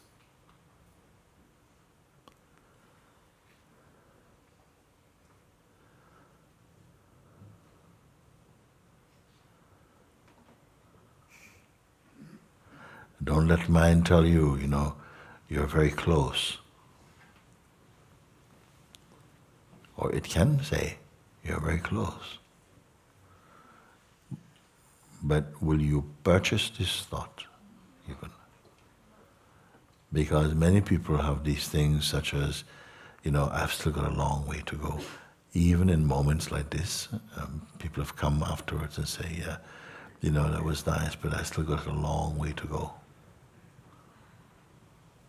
And my answer is, okay. I can't go with that, I'm sorry, I can't go there.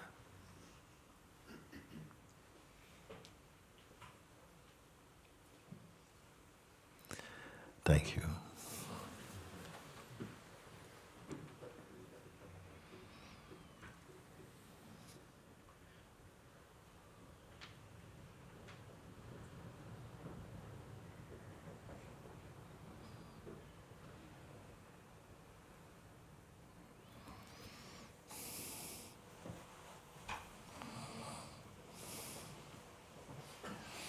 Can we have somebody playing something today?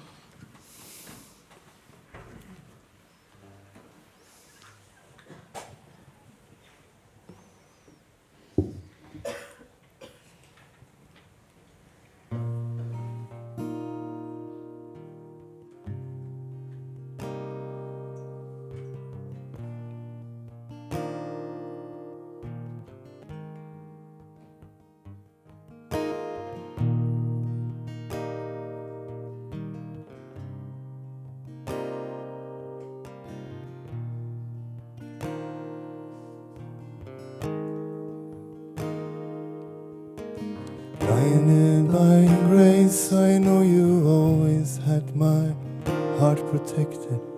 Guided by your grace, I know you fought for me before I had the strength.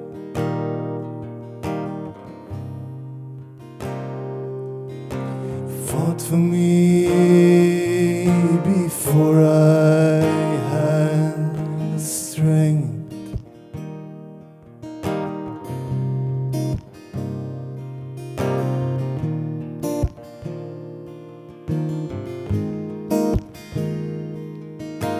Blinded by your grace, I feel your love in every living being. Blinded by your grace, I trust in you, Master. Whatever comes,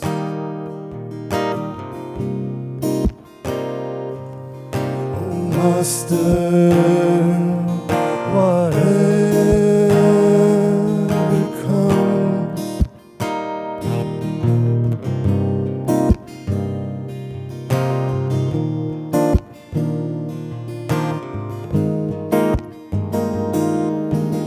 Blinded by your grace, I offer up the sense of separation. Blinded by your grace, you carried me before I could see the way.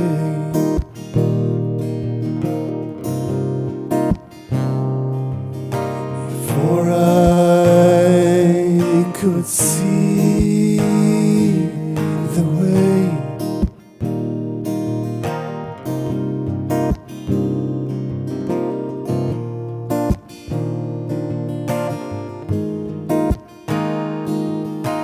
Blinded by your grace, I feel your peace in every living being. Blinded by your grace, I trust in you, Master. Whatever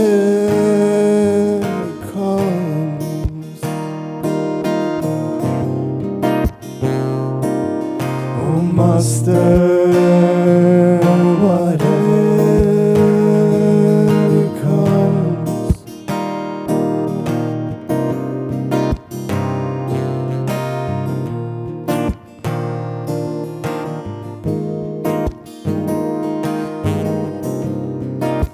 Om Namaya, Om Namaya, Om Namaya,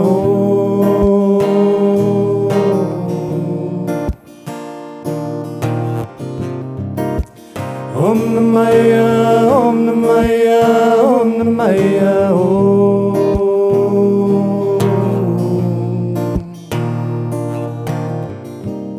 I said I'm blinded by your grace. Thank you, Father, for showing me the space that's inside of me and inside of all. At your holy feet, from grace we cannot fall. Every day is a blessing, every day is true, because we're one and all, and the all is only you. So thank you, Moojibaba, thank you, Guruji. Blinded by your grace, you have made us see. Papa Ji ki jai, oh. Papa Ji ki jai, oh. Papa Ji ki jai, oh. Papa Ji ki jai, oh. Papa Ji ki jai, oh. Papa Ji ki jai, oh. Papa Ji ki jai, oh. Papa Ji ki jai, oh. Papa Ji ki jai, oh. Papa Ji ki jai, oh. Papa Ji ki jai, oh. Papa Ji ki jai, oh. Moojibaba, Moojibaba, Moojibaba, oh.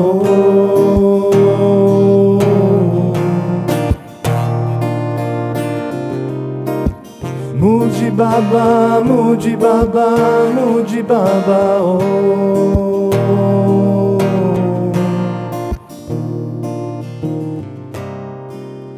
Moojibaba, Moojibaba, Moojibaba, oh.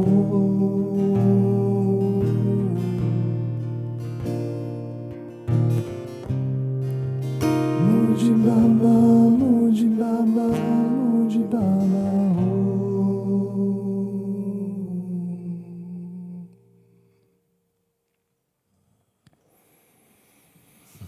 Very nice, very good. Thank you. Thank you. Very good, good. Very good. Okay.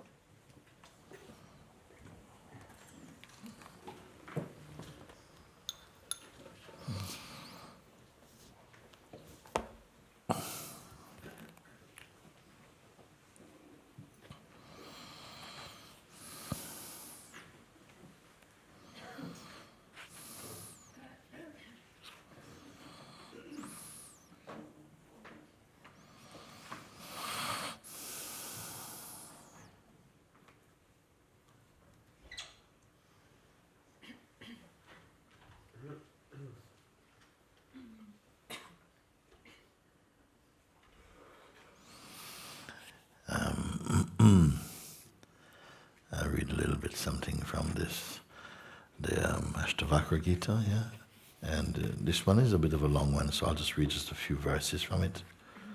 It speaks of the self, and the sage is speaking like this. He's approached by one seeker, student, who says, "O Master, tell me how to find detachment, wisdom, and freedom." So the Master answered and says, "Child, if you wish to be free, shun the poison of the senses. Seek the nectar of truth, of love and forgiveness, of simplicity and happiness. Earth, fire and water, the wind and the sky, you are none of these. If you wish to be free, know you are the self, the witness of all these, the very heart of awareness. Set your body aside, sit inside your own awareness. You will at once be happy, forever still, forever free. You have no caste, no duties bind you. Formless and free, beyond the reach of the senses, the witness of all things. Therefore, be happy. Right or wrong, joy and sorrow, these are of the mind only. They're not yours. It is not really you who acts or enjoys. You are everywhere, forever free. Forever and truly free, the single witness of all things. But if you see yourself as separate, then you become bound. I do this, I do that. The big black snake of selfishness has bitten you. I do nothing. This is the nectar of faith, so drink and be happy. Know you are one, pure awareness. With the fire of this conviction, burn down the forest of ignorance. Free yourself from sorrow and be happy. Be happy, for you are joy, unbound joy. You are awareness itself. Just as a piece of rope is mistaken to be a snake, so you are mistaken for the world. If you think you are free, you become free. If you think you are bound, you become bound. For the saying is true, you are what you think. The self looks like the world, but this is just an illusion. The self is everywhere, one, still, free, perfect. The witness of all things, awareness, without action, without clinging or desire. Meditate on the self, one without two, exalted awareness. Give up the illusion of the separate self. Give up the feeling within or without that you are this or that you are that. My child, because you think you are the body, for a long time you have been bound. Know now that you are pure awareness. With this knowledge as your sword, cut through the chains and be happy. For you are already free, without action or flaw, luminous and bright. You are bound only by the habit of thinking so. Your nature is pure awareness. You are flowing in all things, and all things are flowing inside you. But beware the narrowness of mind. You are always the same, unfathomable awareness, limitless and free, serene and unperturbed. Desire only your own awareness. Whatever takes form is false and temporary. only the formless endures. When you understand the truth of this teaching, you will not be born again. For God is infinite, within the body and without, like a mirror and the image in a mirror. As the air is everywhere, flowing around the pot and filling it, so God is everywhere, filling all things and flowing through them forever. Amen.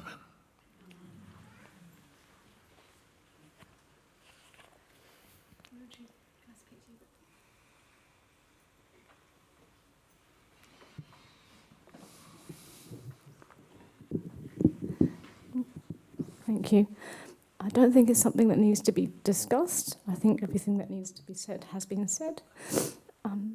And the poem that you just read really resonates very much in my heart.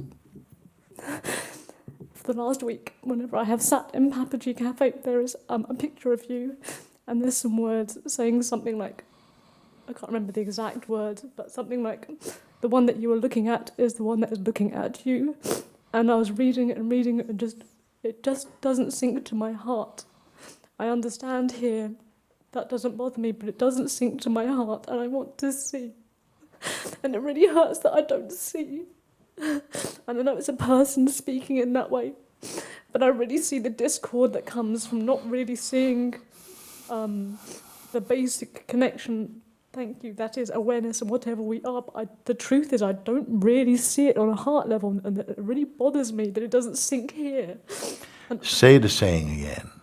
I can't remember the exact words, but it's something like, the one that is looking at you is the one that you are, or something like this. Or the one you're looking at is, you remember anyone how it is?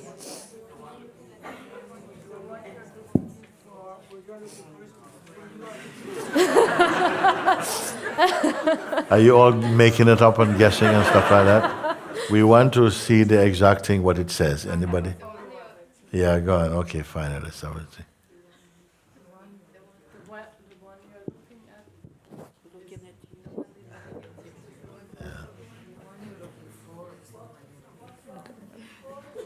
Guys, is that what you're doing with my teachings and everything? My God. Okay, here now. Go speak up. Is it on? Yes. The one looking at you is the one looking at this picture. Yes, okay.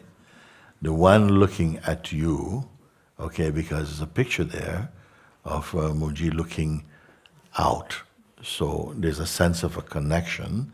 Yeah? So as you're perceiving, it says the one looking at you, which you assumed to be Mooji looking at you, which is the picture, is? The one looking at this picture. Is the same one who is looking at this picture. What's so difficult about that? Huh? The one looking at you, because you're in front of a picture and says, now Mooji is looking at me. Whatever I take him to be. But the words are helping you. The one who's looking at you, is the one looking at this picture. The one looking at you is the one looking. It's the same as what I said of St. Francis, no? He says, what you are looking for is where you are looking from. He said that, no? St. Francis say, that which you are looking for is the very place you are looking from. We're looking outside to see something, to find something, or in this case, we are searching for truth. In St. Francis' statement, we are searching for truth. What you are searching for, or what you're looking for, is already the place you're looking from. You got that one? Yes. But this one you don't get. I just don't know why it's not here. Sorry, I don't know why, but I don't have the experience of it here. And I have, the best way to describe it, usually a reasonably good connection with the sense of a heart or seeing in that way, but I don't truly see. And I Read it again for me, please.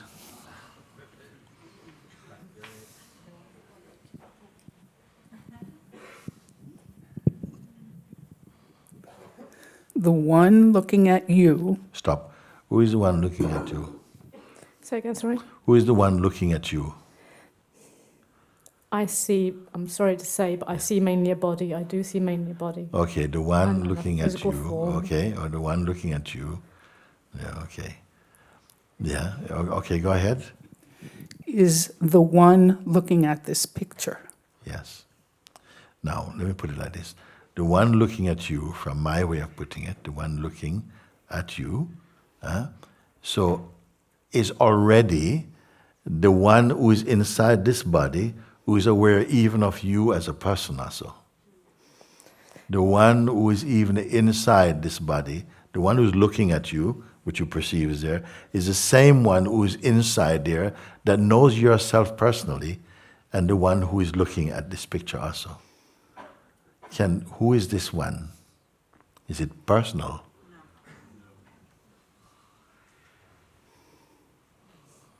What do you want me to do now? No, nothing at all. I don't need you to do anything at all, but I just wanted to say it out loud because I'm a bit embarrassed about the fact that it's not sunk to my heart. No, you're good because you are contemplating it. Maybe some people saying, "Oh, yeah, that's kind of clever. Let's sort of post it to somebody," but they don't understand it themselves. How do I know that? You have taken it on. You are contemplating it. If something is, wow, why is it not dropping in? I'll go and check with Mooji about it. It's what you have done. Yeah. And I guess the only thing I would ask is, whenever you have the opportunity to pray for me and for whoever else feels it would be good for them, just to help us to drop in that way, so that we see it when's the right time that we can see.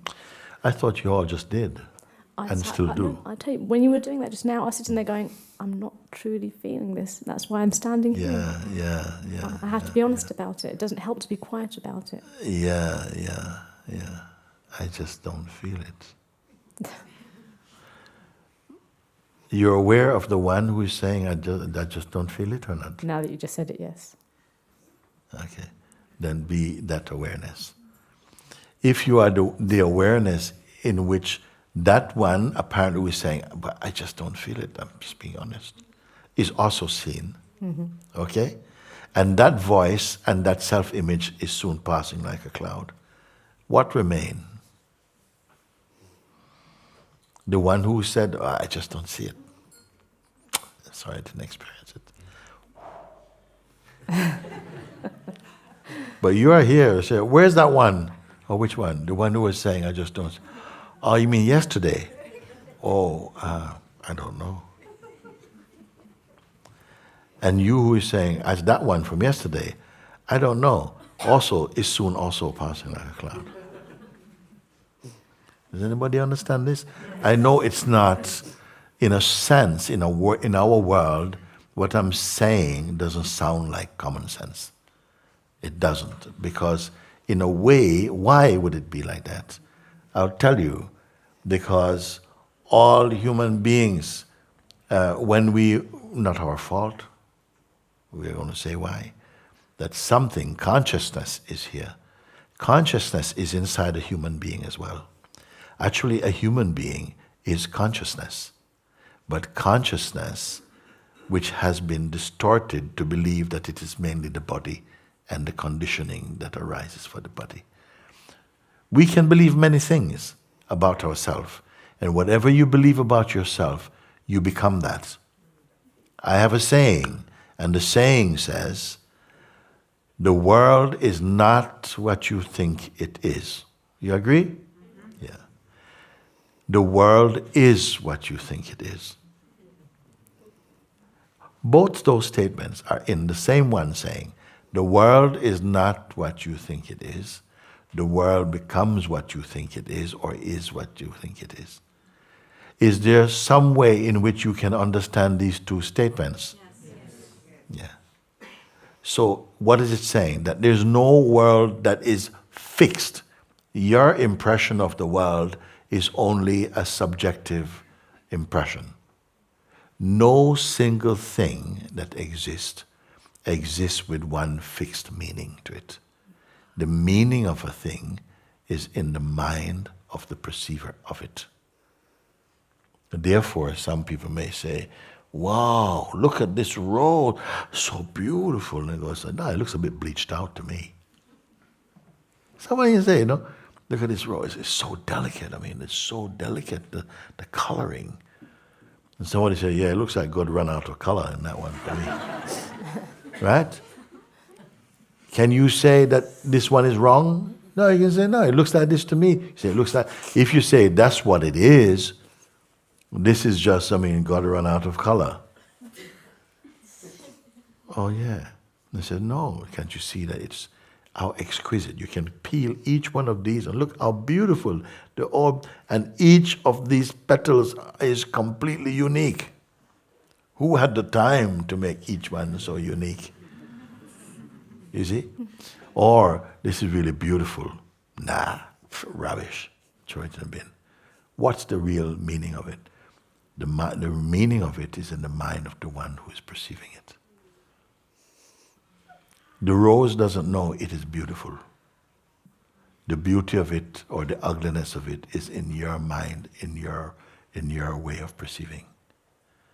So therefore, I say that if whatever you think, these things become like that for you. Therefore, great is the one who does not fill their being with thoughts. In fact, they come to appreciate everything for whatever it is. And what is it? It's whatever it is. Right now, I'm enjoying this. Yes, I enjoy this. I'm not enjoying it. Okay, I'm not enjoying it. No problem. I'm not saying what it is. I can say what it feels like for me. I cannot say what it should feel like for you. Isn't it? Can we say the same about awareness? Can we say awareness, don't believe in it, mate. Awareness, a load of rubbish. There's no such thing as awareness. Can we say? Of course you can say. Of course you can say. Consciousness, what the hell is about consciousness? What's all that about? You can say whatever you like. It just makes it so for you and also for the moment, because you're constantly changing your mind like you change your clothes. Why to take anybody's thoughts so seriously? Please tell me. You've been campaigning for all this time, campaigning for something, and then some time passes and people meet you and say, hey, George, hey, what's happening? So how does the Greenpeace thing going? Or Greenpeace? Did you say green peas or Greenpeace? Oh, no, man. I left that long ago, man. I'm sort of like, I'm working for Shell Oil at the moment. I mean, people change all the time. Okay, you show me someone who has never changed, who can stand, yes, this has been like this for all my life. It's not true. And yet we all behave in the moment like this is my permanent me. This is how I am always. I'm just saying we are entitled and free to adopt different thoughts and different concepts, but you cannot say these things are eternal. If there's something to be found that's internal and someone believes that that is worth discovering, I think you have discovered that. And it is not a concept. It cannot be. So it's an excellent example that you speak. Yeah, I didn't quite understand that. Then we put it in another way. St. Francis' statement. What you're looking for is already the place you're looking from. Not everyone gets that the first time. They think, whoa, what does that mean? Whoa. There's a mind bender here. What I'm looking for. What am I looking for? I'm looking for. Well, whatever it is I'm looking for is already the place I'm looking from. I'm looking from the very place because I'm going to find it in my mind somehow also. Or if I'm searching for truth, what I'm searching for is already the place. When I'm looking for truth to find it out there. When I find it right here. That's what he meant by that. And that saying was meant to be like this. Always, as much as possible, I'm trying to point you back always to the limitless. These will be the conversations I'll have with you. I will always remind you that you are the awareness. And that I won't fully accept you for being less than that. Okay? So that is our connection.